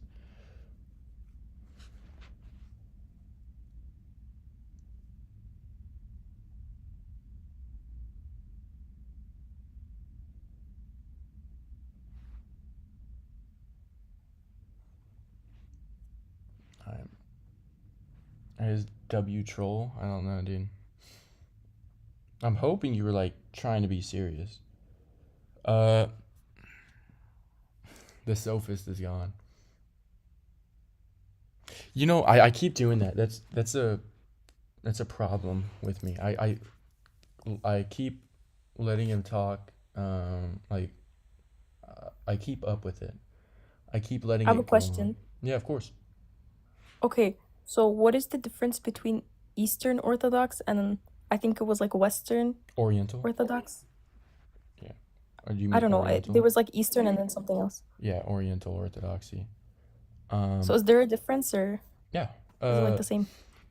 So Orientals basically they reject Chalcedon, one of the ecumenical councils, and they affirm that Christ in his hypostatic union, he isn't they affirm myophysitism instead of diaphysitism, which is basically that instead of the two natures uniting into one person, they affirm that the two natures unite into one nature that unites into one person. That's really the only difference. So is there like a really big difference, or is it I just mean like it's like that's just it. and I have a question about Mormons. Yeah. Of course. Okay. Do they believe in the Trinity? No, not like how we understand it. I mean, they don't really have an established thing. They don't believe in the Trinity. They believe that like Christ is like the biological son of God, of the divine nature. They believe that everyone's God, and they all get their like own planets and stuff. So are they just like different? Like, They're just like a heretical group. so if I see like TikTok videos of Mormons, I shouldn't associate that with like Christians, like other No. Christians? Like, I'm assuming you're Muslim, right? No. Oh, okay. But no, because I mean they're not Christian. To be Christian, like by the definition of what being Christian means, is to follow the teachings of Christ, which would include, according to Luke 10:16, the teachings of the apostles and Paul as well. So they don't believe in like Paul and John? Well, I mean they believe in them. Basically, they believe that like there was another revelation that came to Joseph Smith through the angel Moroni that added like a bunch of different stuff, and created, that's what the Book of Mormon really is. But that they wouldn't be Christian because Christ and the apostles and Paul never taught that. Well, because I've been to a Mormon church before, and just a lot of it like confused me, and it didn't really make any sense to me. Like logically, a lot of the stuff that they were telling us about. Do they believe that they're Christian? Or Yeah. They so just believe that everyone they're, else like, they're just the thinks true that church. they aren't? Oh. Yeah. All right. But Thank I mean, you. technically, if you could just argue, like, by definition of the word Christian, it's not possible for them to be Christian. All right. Thank you. Of course. God bless. All right.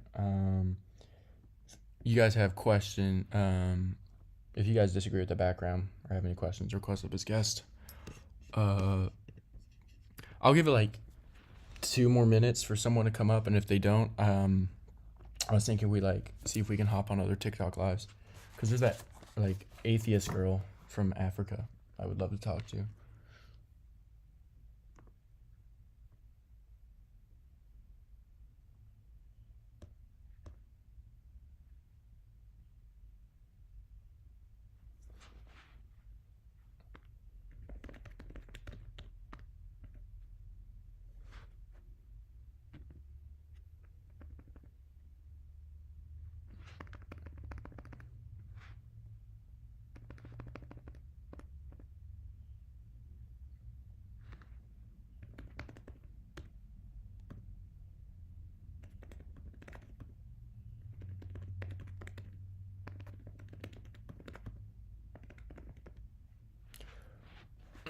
Let's see. Oh, I didn't. Yeah, I invited them and like none of them came up. Yo, Wild. What do you think I should do? Do you think I like end live and hop on, see if I can hop on some other lives? What you think?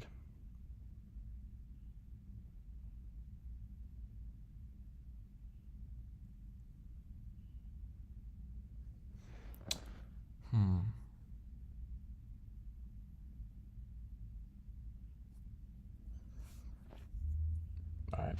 Bet.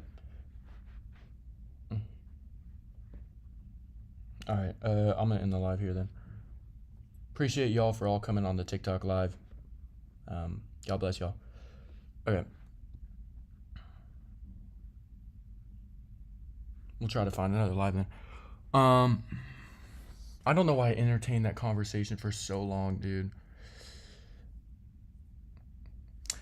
Sometimes I do it just like because I can learn other stuff or arguments I haven't heard of, but I mean that was just like nonsense.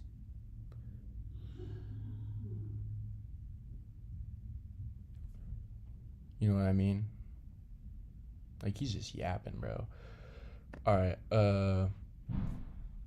Let's see. See if we can get With atheism, right? Atheism, nobody's born an atheist. You kind of have to.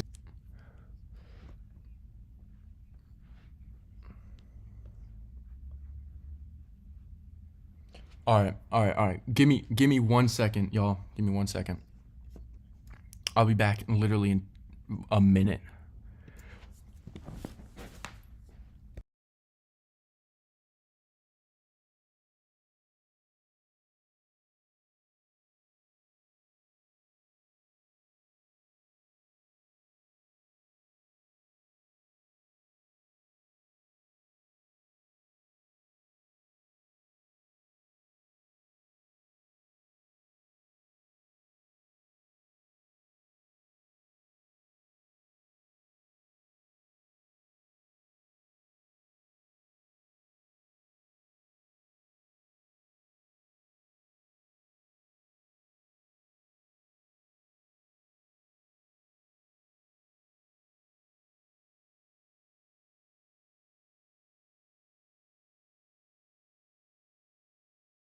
All right.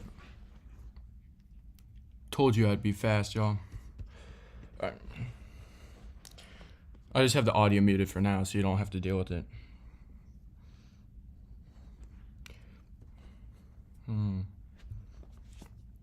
Let's see. Oh no, we're joining this.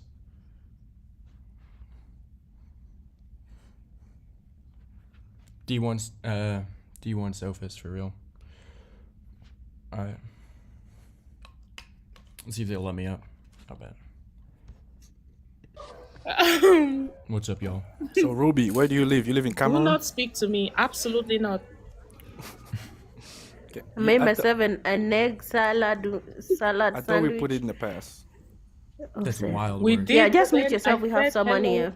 I said hello, you ignored me, so it's back on. And Hi, then guys. you lied on Gabon. I never Double know when you're back on. talking to me, so I didn't know.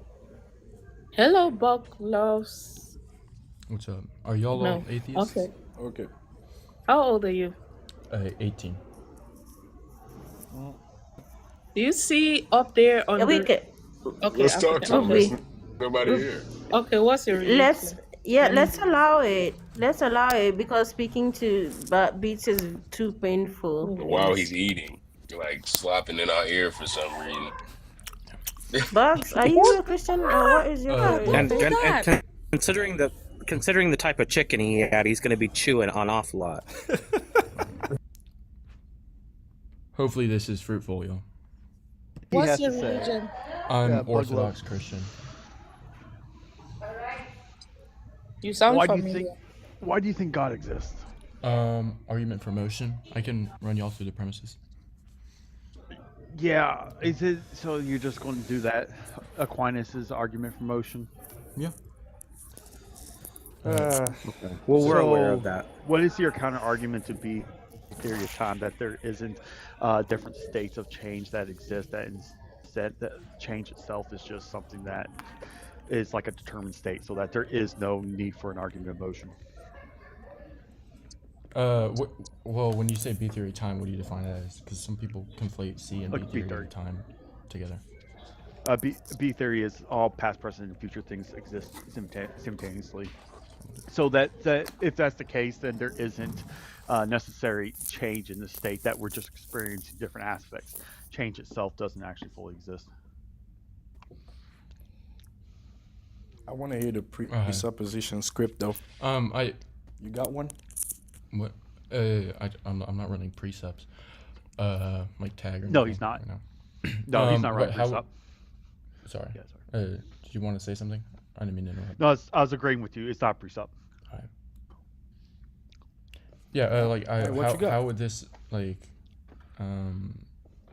how would B theory of time change or attack the Okay, argument here's a- of motion? here's a- Because here's a argument of better- motion's about the actualization and potentiality, which wouldn't be limited by So the time. there- space. Here's the better way to do this. Can you prove or demonstrate anything without interrogating us? Can you give us information instead of getting information out of us? Well, Eric didn't want like to do the premises. He just had this question. No, I mean I know the premises. Yeah. He's just using Aquarius's argument for motion. It's the thing that every single action must have some precluding event that causes said thing to have the motion. Reductio, all things have it. There has to be a base source for all actions to be able to go into motion. It's a very and then old and then argument. the ultimate base source could be anything, so it's really useless. Well, the argument for B theory time is that a lot of times how they even argue it is that if all things have the ability to have motion, there is an unlimited. There could be an unlimited amount of change potentiality to it, because it's like the argument for potentiality in a way that all things have potential to change. If these potentialities to change to be able to be enacted, must have something that causes a thing to do it. One example they use is like a cup of coffee. If it's 100 degrees, it could be 100.1 or 199.9. And there's an infinite amount of things that there's something causes that reach that potentiality of the new change. But on a B theory of time, all potentiality doesn't actually exist as we are experiencing time through instead of actually having the potentiality to happen. So like if the cup goes to 99.9, it cannot go in any other aspect but 99.9, meaning that it doesn't actually have potentiality. It just is, and we're experiencing it through that time. So they would say there is no potentiality, meaning that there is no necessity for a mover at the beginning, as there is no potentiality that exists. For B theory of time. Yeah, I that's the counter argument to it. I mean, the thing is that somebody comes up and says, "Oh, I want to argue there's a God that exists because there's emotion. There's a bit of motion. Look, for this thing to happen, that thing happens." You're kind of it's like a self-defeating argument, because the conclusion of the argument is that there's a first mover. But why does that first mover not also have to abide by the rules that you set, that everything needs in motion must have a motioner? Or whatever, like it's special pleading this God. Yeah, my thing is, even if you want to say there is an ultimate first mover and he doesn't have to abide to any I'm of waiting the patiently. I'm gonna address the first guy before I address Fix It. But the B theory of time, like we can affirm B theory of time, and it's not like yeah. I would like to address what can Eric we said. just like nominate a single person? Yeah. Yeah. So with Eric, what you said, we like it wouldn't. Concept that all necessary things can't fail. Let's let him answer. Yeah. But, it wouldn't. B theory please of time wouldn't necessarily like affect the argument of motion. I guess you could say like potentiality would change from like the traditional sense of something being able to become something else in the future, but it wouldn't necessarily affect the argument. Potentiality still has meaning because there's difference in states, even though like all states past, present, future already exist. Like there's still this difference between the states. For example, there's a state where a seed still has the potential to become a tree, and then there's another state that's equally real, but it's distinct. No. Like No, that's the issue when discussing B theory time. Those other things don't exist, as B theory shows that all these things are already all actualized. There is no potential. Who broed him out of here? So, so I can break it down really fast. So contingency means that the thing can be alternate. Necessity means that the thing cannot act different than it is. In B theory of time, there is no contingency. All things are thus necessary, as there's no ability for it to be differently. Look here, than the way man. it is. Look here, man. Yeah. Yo, my Wi-Fi back. cut out. What was your response to like when I asked with B theory of time, if I plant a seed like now, is it there's no potential to become a tree? It's always actualized as a tree. Like, what was your response to that?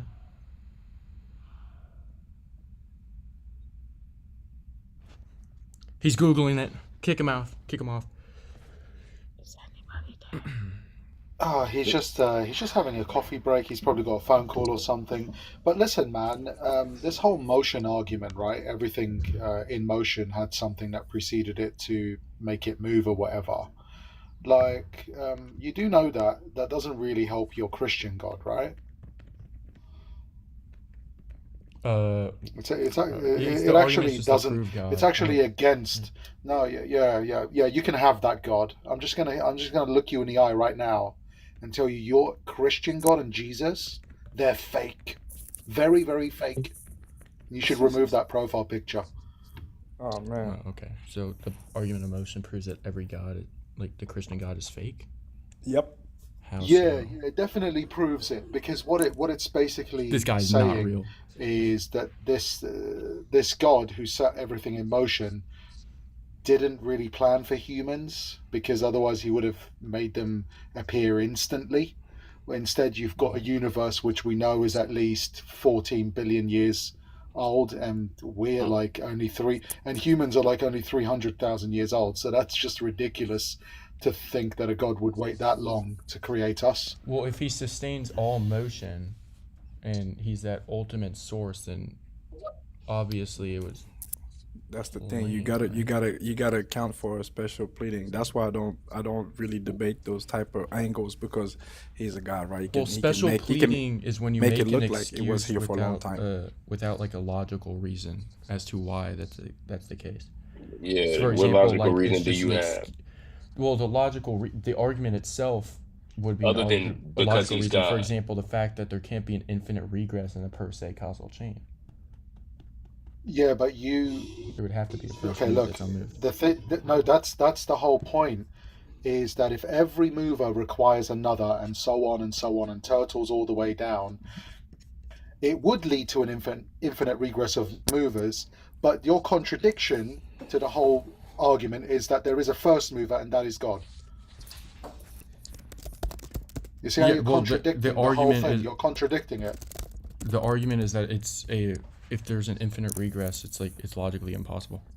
Like it's logically impossible for there to be one. That's, for example, like if you take a chandelier and the causes would be the chains holding up the chandelier. Each link of the chain is held up by the one above it.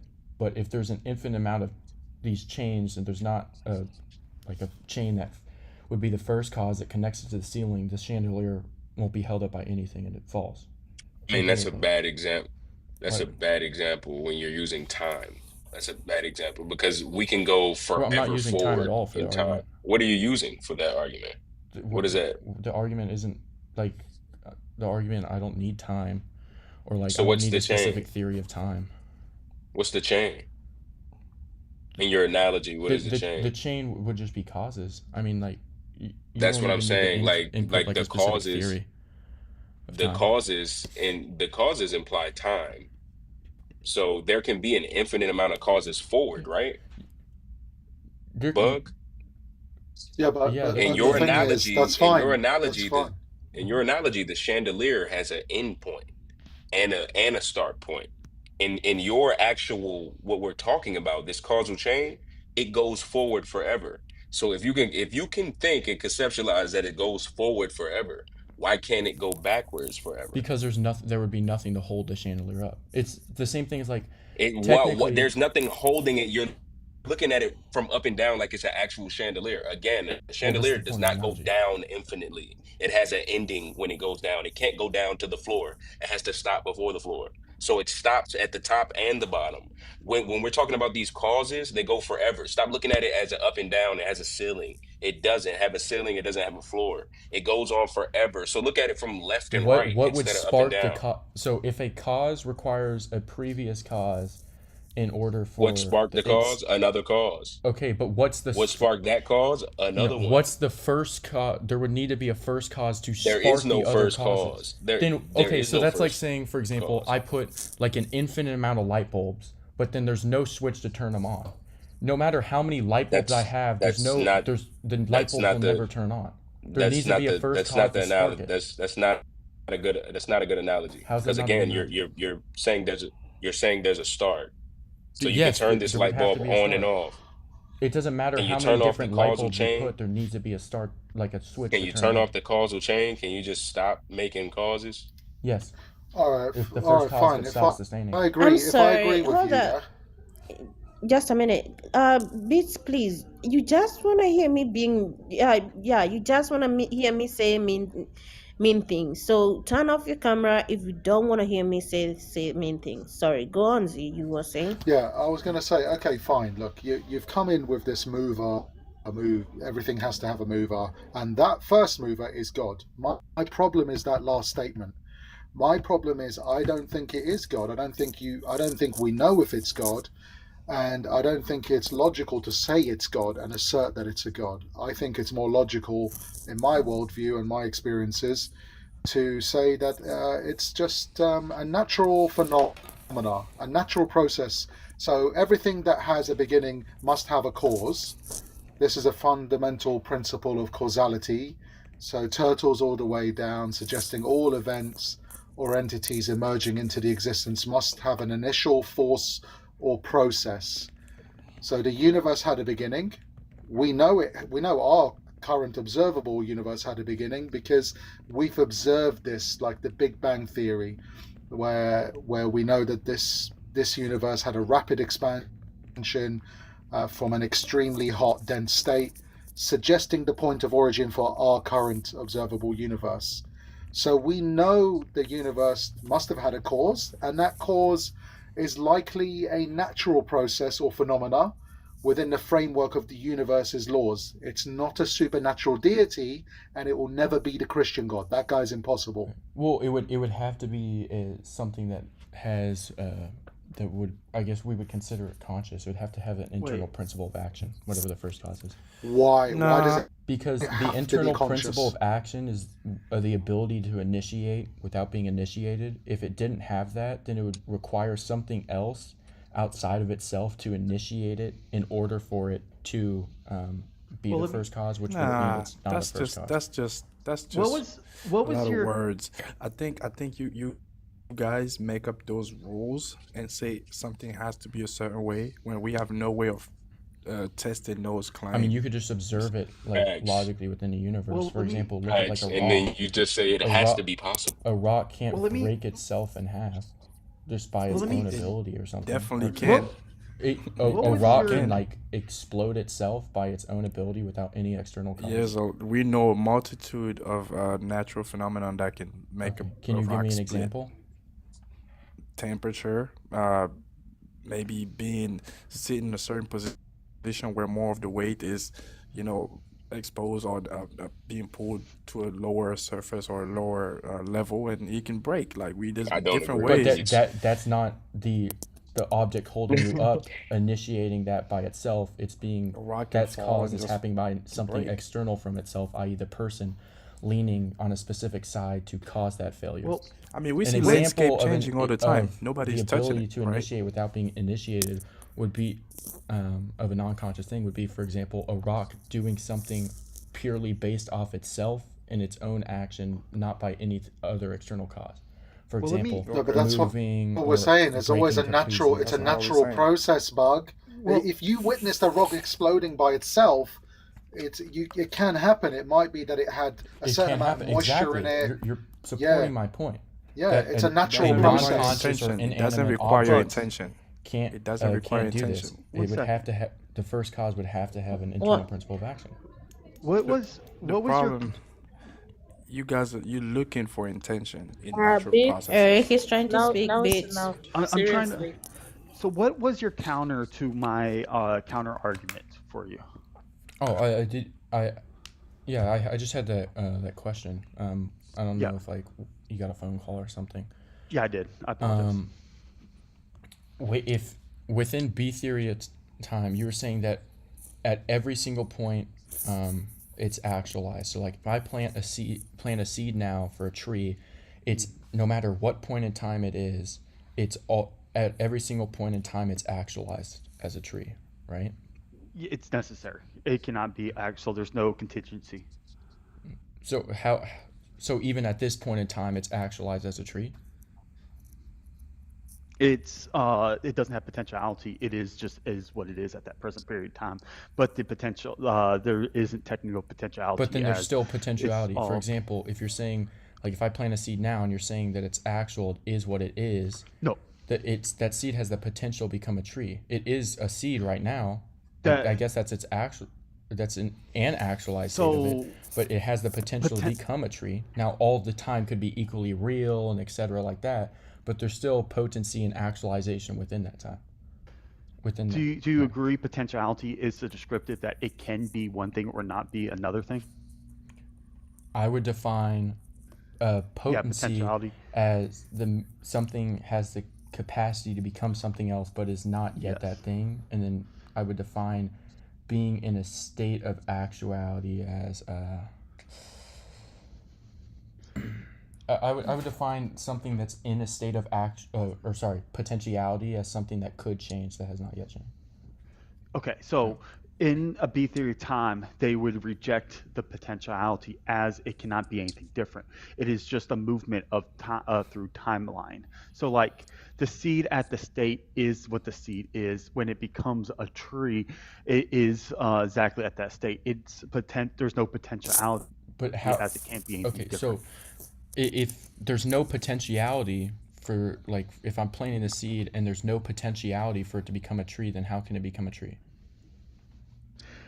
It doesn't actually change in the state. As it doesn't change? Like the seed doesn't become a tree? All things are already actualized. It just actualizes as in it. So, like, I get what you're saying. Can I try to? By definition, right? To be actualized is something that is already that. To be actualized, something that already is what it was potentially able to be. Well, it cannot see when potentiality means that there is a state that it could be something different, and it can't be. And it can't be anything different than what it is. And so, like, think of it this way. Wait, if you I said have actuality's what? Yeah, there is no potentiality. It just actualizes into the next state. So there, like, let me see if I can get a piece of paper and a pencil real quick. So what they're saying when they do a B theory of time is that if I was to draw a line at one state, there is the seed, and in another state there is a tree. The thing is already will actualize into it. There is no potential of anything other than it. That we are reflecting upon it because we are only seeing that one segment of the time. So all things are already in state. What is this guy yapping yet about? We haven't observed until actualization happens. So to be actualized to be actualized means it already is what it potentially is able to be. So a seed has the potential to become a tree. So if you're saying that everything is already actualized, including that seed, then that seed is already a fully grown tree. But if I plant that seed and I look at it, it's not a fully grown tree. So it isn't actualized. So it is actualized. We just have not experienced it. So but to be actualized means it would be a fully grown tree, but it's still a seed. It has been actualized, but we haven't experienced it because we're in a different segment of the timeline. It's So there's still motion. There's still change. There isn't. There's a state change, where it's still. But there's no potentiality. How can it be actualized if it's not a fully grown tree yet? So like if we have to line, move through time or whatever to experience and see it, that means it has the potentiality to be a seed. To be a fully grown tree, and then we see it get actualized into a fully grown tree. So this is how they kind of. So this seed this line right here. This is time. Okay. Mm-hmm. This line Can you make a is big time. screen if you don't mind? I think she's away. Yeah, she might be doing something. 1 second. Oh, there we go. So this line is time. All this stuff that exists on this line already exists, irrelevant of experience. At this moment, we are this happy little dude right here, and we're experiencing the seed on this line. All things on this line have actually already existed. We are just moving along with this and experience this seed turning into a tree and all other actions. but this actual already exists. Our experience and view of it is irrelevant of all the things existing on the go. Does that kind of make sense? Okay, so you're basically saying that it is actualized, but just for us, it's not. We just we haven't Yes. perceived it, You have and yet our to perception experience it. doesn't like. Yes. Doesn't matter. Yes. Does that make sense?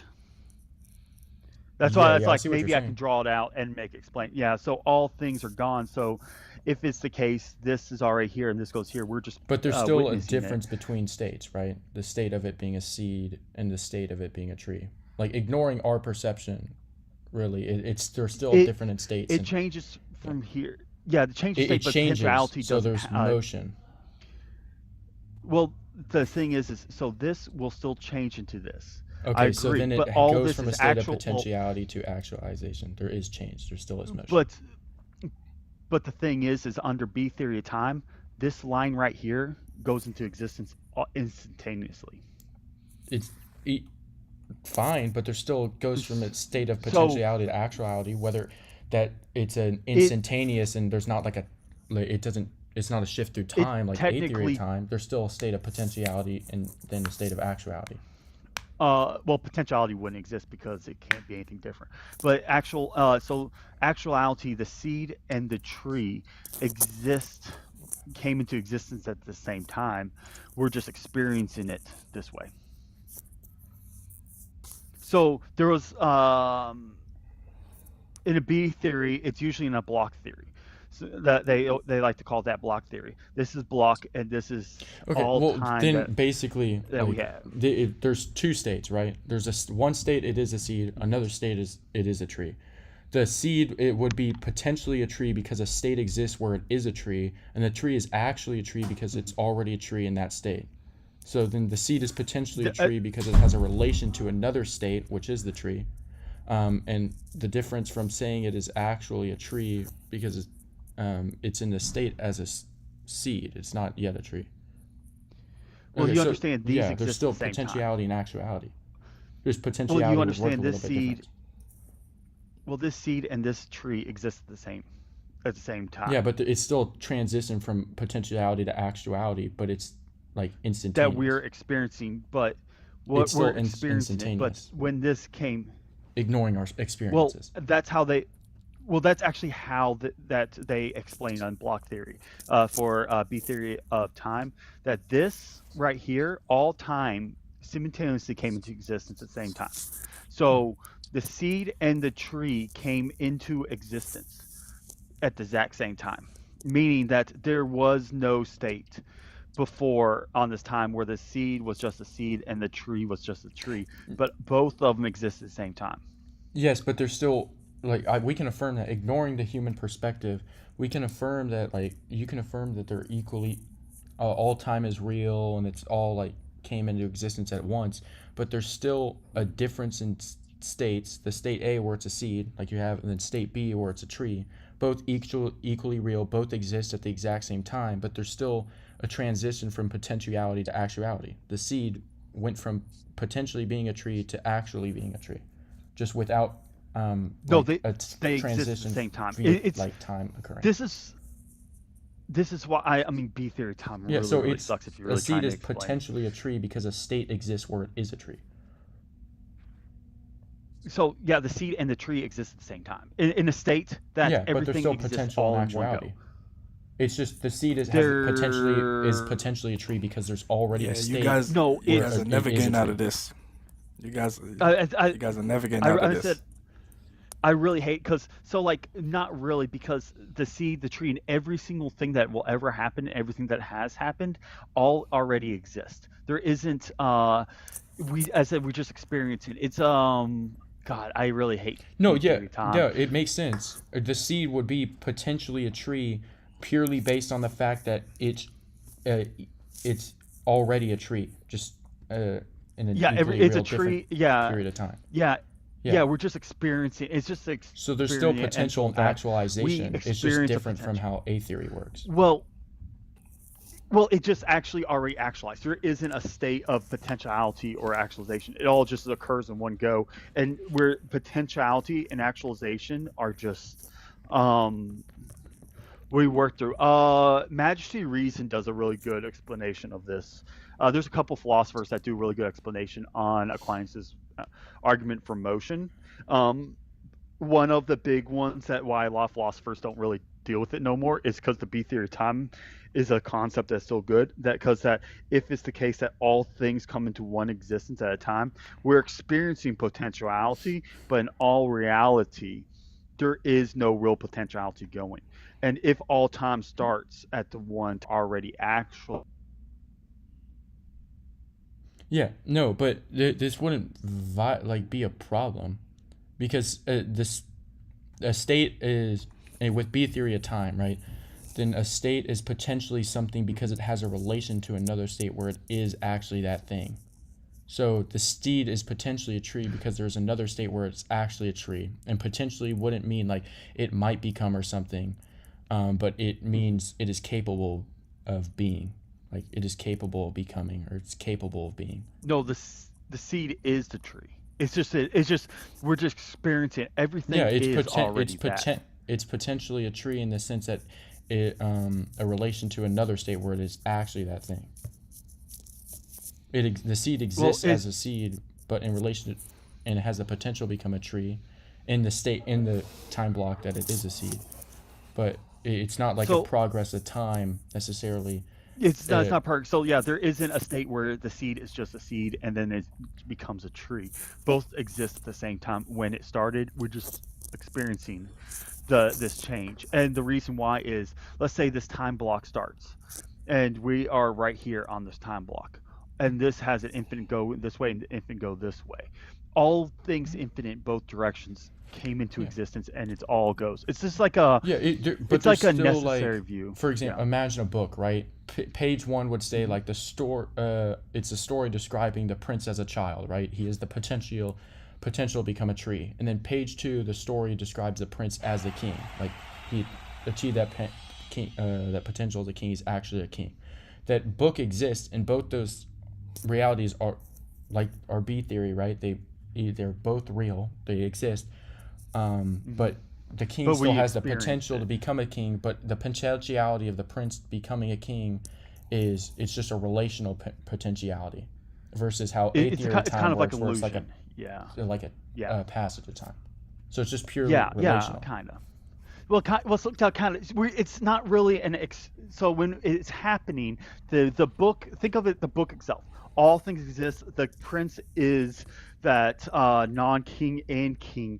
And technically at the same time, because they both exist, but the experience and the view of it is the prince becoming the king. So there is no potentiality that actually caused, because they both exist at the same time. Because we view it. Well, if it didn't have the potentiality to become a tree, then it'd be impossible for it to become a tree. It is already a tree. This potentiality would be a relational potentiality. In the B theory, it's technically already existed. Yeah, but it would still need the potential in that time block when it was a seed. If it didn't have the potential, in the sense of capable of becoming a tree, then it would be impossible for the later time block, which is equally real, for it to actually become a tree, because it was impossible of it for even being capable of becoming a tree. The only reason potentiality exists here is in relation. It's a relational way. It has the potential to become a tree because it's already exists as a tree, as we perceive in a later time, but in an equally real time. That occurs in the future. So it's so B theory is saying that no, there isn't potential out. They just would reject the whole thing, and they say that it is just an actualization already that occurred, and it's just experience. And I think so. That's why I'm just telling you that, like, when you discuss it with philosophers, that's what they're going to tell you, that B theory is just all time exists in one state. The potentiality doesn't exist because you can't be anything different. It's like a necessitarian. All things are necessary. There's no contingency. If there's no contingencies, then there's no potentiality. If there's no potentiality, then we don't need something to cause it to actually happen. So this cannot happen any other way.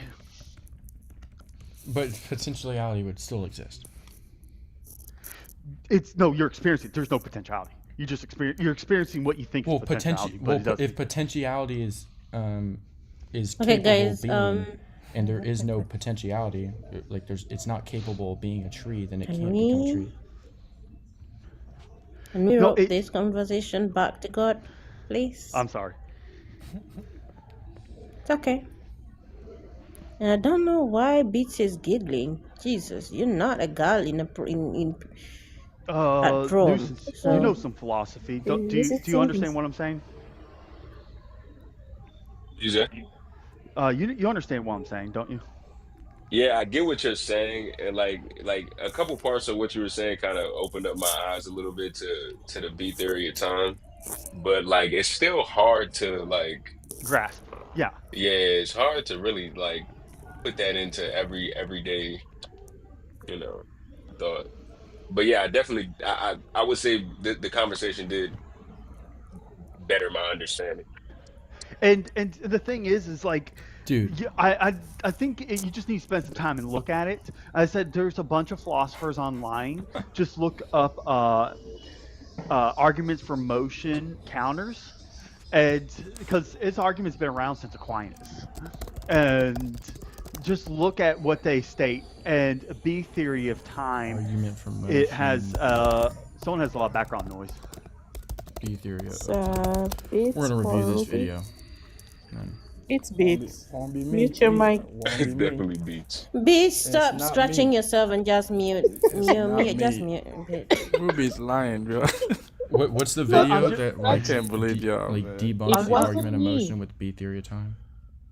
What's that? What's the video that debunks argument of motion with the B theory of time? What was that? I believe I saw on Majesty or Reason or Alex O'Connor, I believe. I've seen both. I think they both actually make the argument, because this argument's been around since B theory of time really became a thing.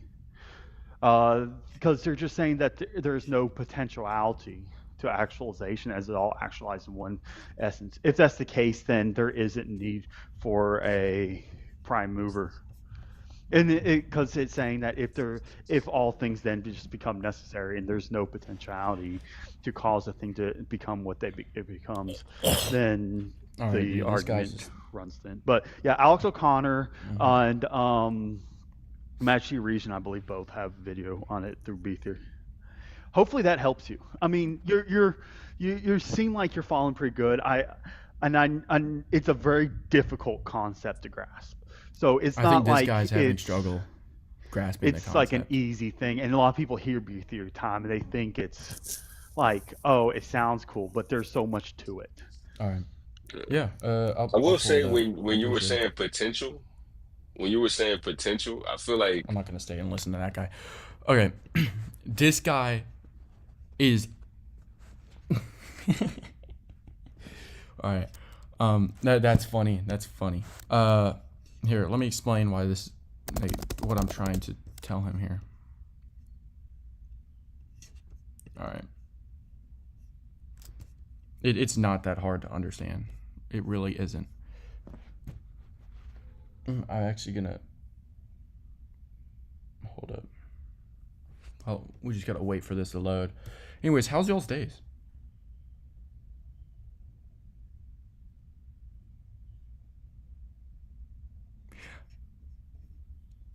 Yeah, that was wild. To say like, oh my gosh, I almost. Oh wait, never mind. I thought my phone was on my screen. Was still on the screen. I almost doxed myself. I was like a pixel away. That's wild work. Look at him. He not only did he create some radical explanation that didn't even debunk the argument for motion, he's now made it so the whiteboard doesn't work. Online redraw. I just need like a drawing sketch pad. Yeah, I bet. This too? Hold up, look, my Wi-Fi is fine, right? Yeah, these things load. Okay, so basically, if we were to say, if we're going with the argument of motion, this guy's affirming B theory of time, we would just say potentiality is the whoa. Okay, hold up. Potentiality is the like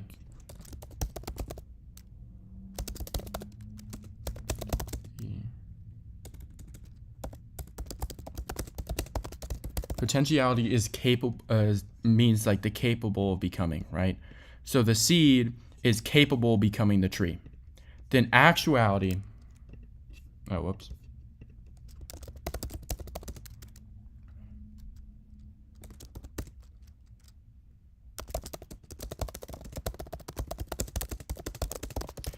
Means what a thing currently is or has become, right? He's basically saying there's no potentiality, right? Which means that, for example, the seed is not capable of becoming the tree, which doesn't logically follow, because if the seed is a tree, right? Like if there's a time period on the timeline where the seed, where it's a seed and it's an equally real period of time where it is the tree, the same seed becomes the tree, right? But the seed isn't capable of becoming the tree, then this seed, whether time is equally real or not, it's physically impossible for it to become a tree. The seed has to have the capacity or capability to become the tree. Right? This is what I'm trying to tell him. And he's saying no, but that I'm telling him that's what potentiality would mean in this sense. If you're affirming B theory to time. And he's saying no, there's no potentiality, there's purely actuality. So it's purely what a thing currently is or has become. Right? But then this doesn't follow logically, because if actuality, right, there isn't, if you're actualized, right, if you're fully actualized, you can't be further actualized, right? You can only be actualized as far as the potential allows. So there's like a limit, right? So if both are equally fully actualized, right, this seed is actualized as a seed. It doesn't have there's no potential, right? He's saying there's no potential. It has no potential to become a tree. It's actualized as a seed. It stays a seed. But then somehow it's becoming a tree. You see how this is illogical? There has to have the seed has to have potentiality in order to become a tree. It can't be actualized as a seed and there be no potentiality, because then it can't become a tree.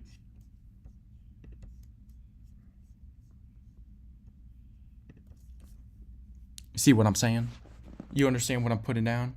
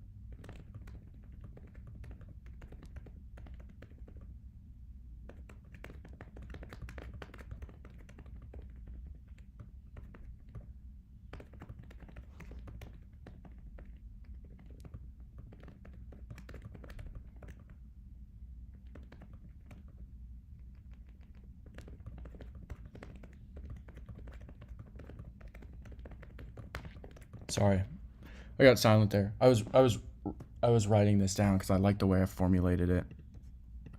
Bro, so he's saying the seed and tree are both the seed and the tree. Yes.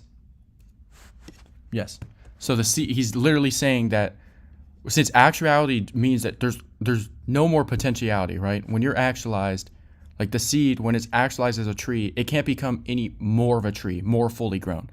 The potentiality is like the max. That's the cutoff, right? So like, let's say I die at like 87. That doesn't mean I can become 88.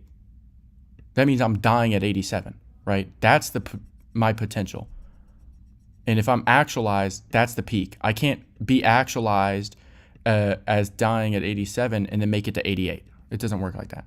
So he's literally saying that there's no potentiality. So the seed is not capable of becoming a tree, right?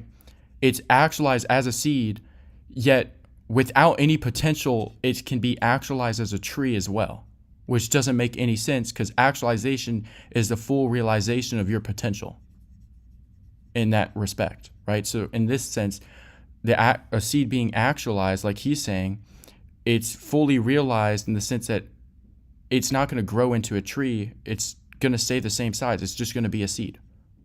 But then at the same time, somehow it's able to grow into a tree without it having being capable of becoming a tree.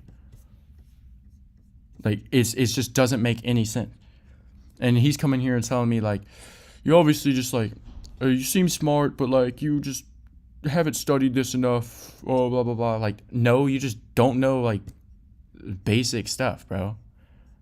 Like if he stopped egoing and tried like listening like I do, even with people saying nonsense, that's how I'm able to realize that this is just nonsense because I actually listen to what they say.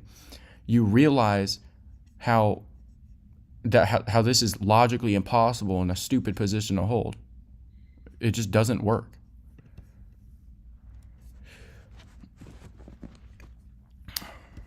Let's see. You know what? And welcome again. Oh no, this isn't it. I was trying to find it, but ooh. Maybe that's it. I'm just trying to find what he was putting down. Oh, look, there we go. I gave you an argument for motion video. 11 minutes and 30 seconds is good.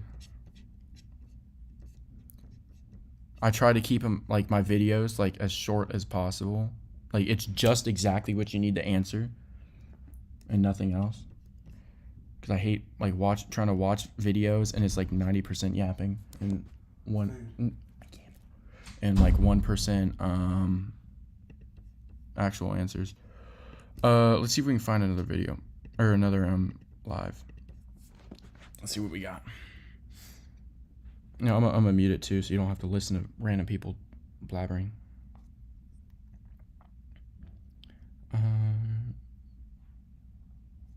Let's see.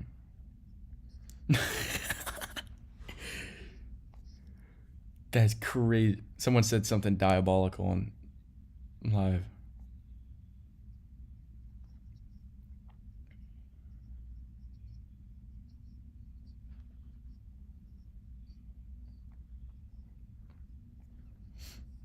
Let's see.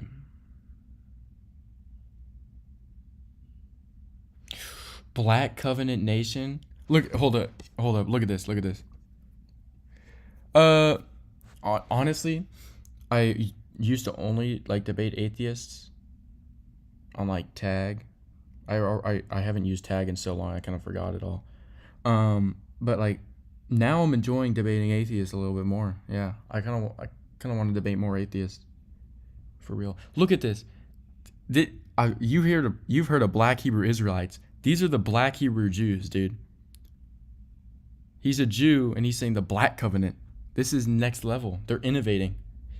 We got the Nation of Islam for Judaism. Elijah Jihad Muhammad, leader of BCN. I'm screenshotting this. That's funny. Feminists create fatherless homes. Based, bro. Christians gave Islam the good morals. Alright.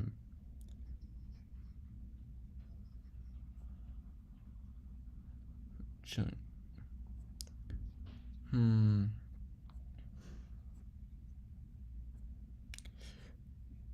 For real, dude, there's so many cults like this. It's 1v1 debates on what? What is this guy doing, dude?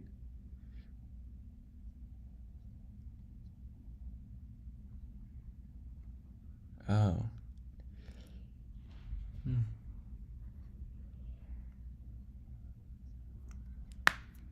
That sucks. Lord of mercy. Water baptism essential to go to heaven. Let's reason with an open Bible. I'm just a Christian. I'm not. Oh my gosh. Not these people, bro. Like, the people, like, I just follow the Bible, man. Like, you know they're the most Protestant person on the planet.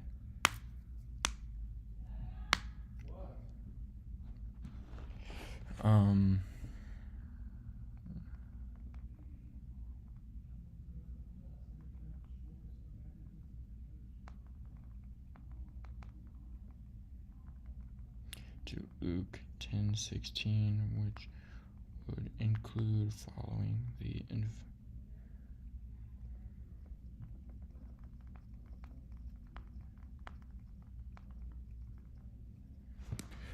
All right, let's see if I can like bait him into a debate.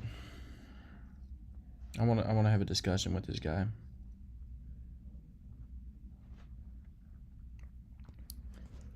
All right. Let's see. I think. Hold up. Why am I seeing stuff that's not on here? Oh. I think they're all just Masonic psyop cults because cults are so easy. Dude, cults are really easy to create.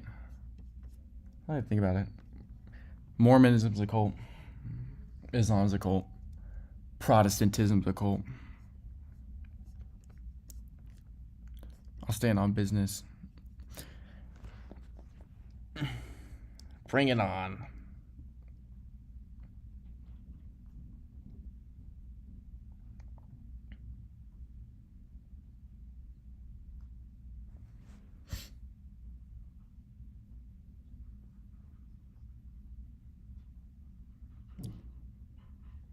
If you think water baptism is work, we're so anti like works that water baptism is considered a work, which then makes it bad automatically. You're not saved if you think it's a work, or because it's a work in your worldview. So, like, for example, if any work means I'm not saved, then like if I help a homeless man or I go to church, that would be a work, which means I lose my salvation. This is the silliest thing I've heard. All right, let's go. All right, let's go find Alive.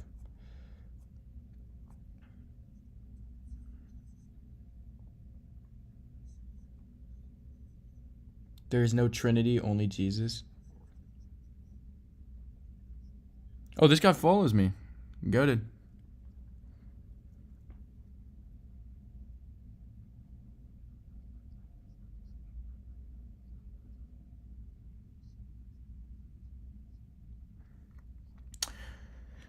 Did we talk to this guy? Decisions. Oh, hold up. I gotta print this. Wait.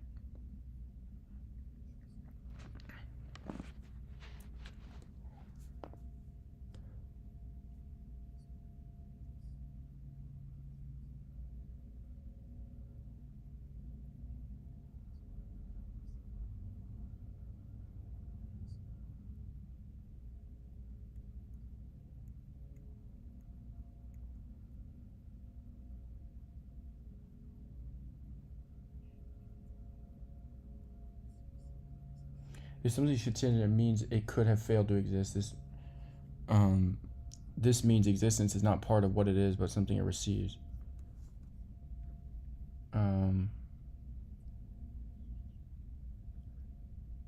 Motion requires an actual cause to act on the potential. Since potentiality cannot actualize itself, something already actual must act upon it. Yeah. Motion is the actualization. Motion occurs when something moves from potentiality, a state of being able to change, to actuality, a state of having changed. Yeah.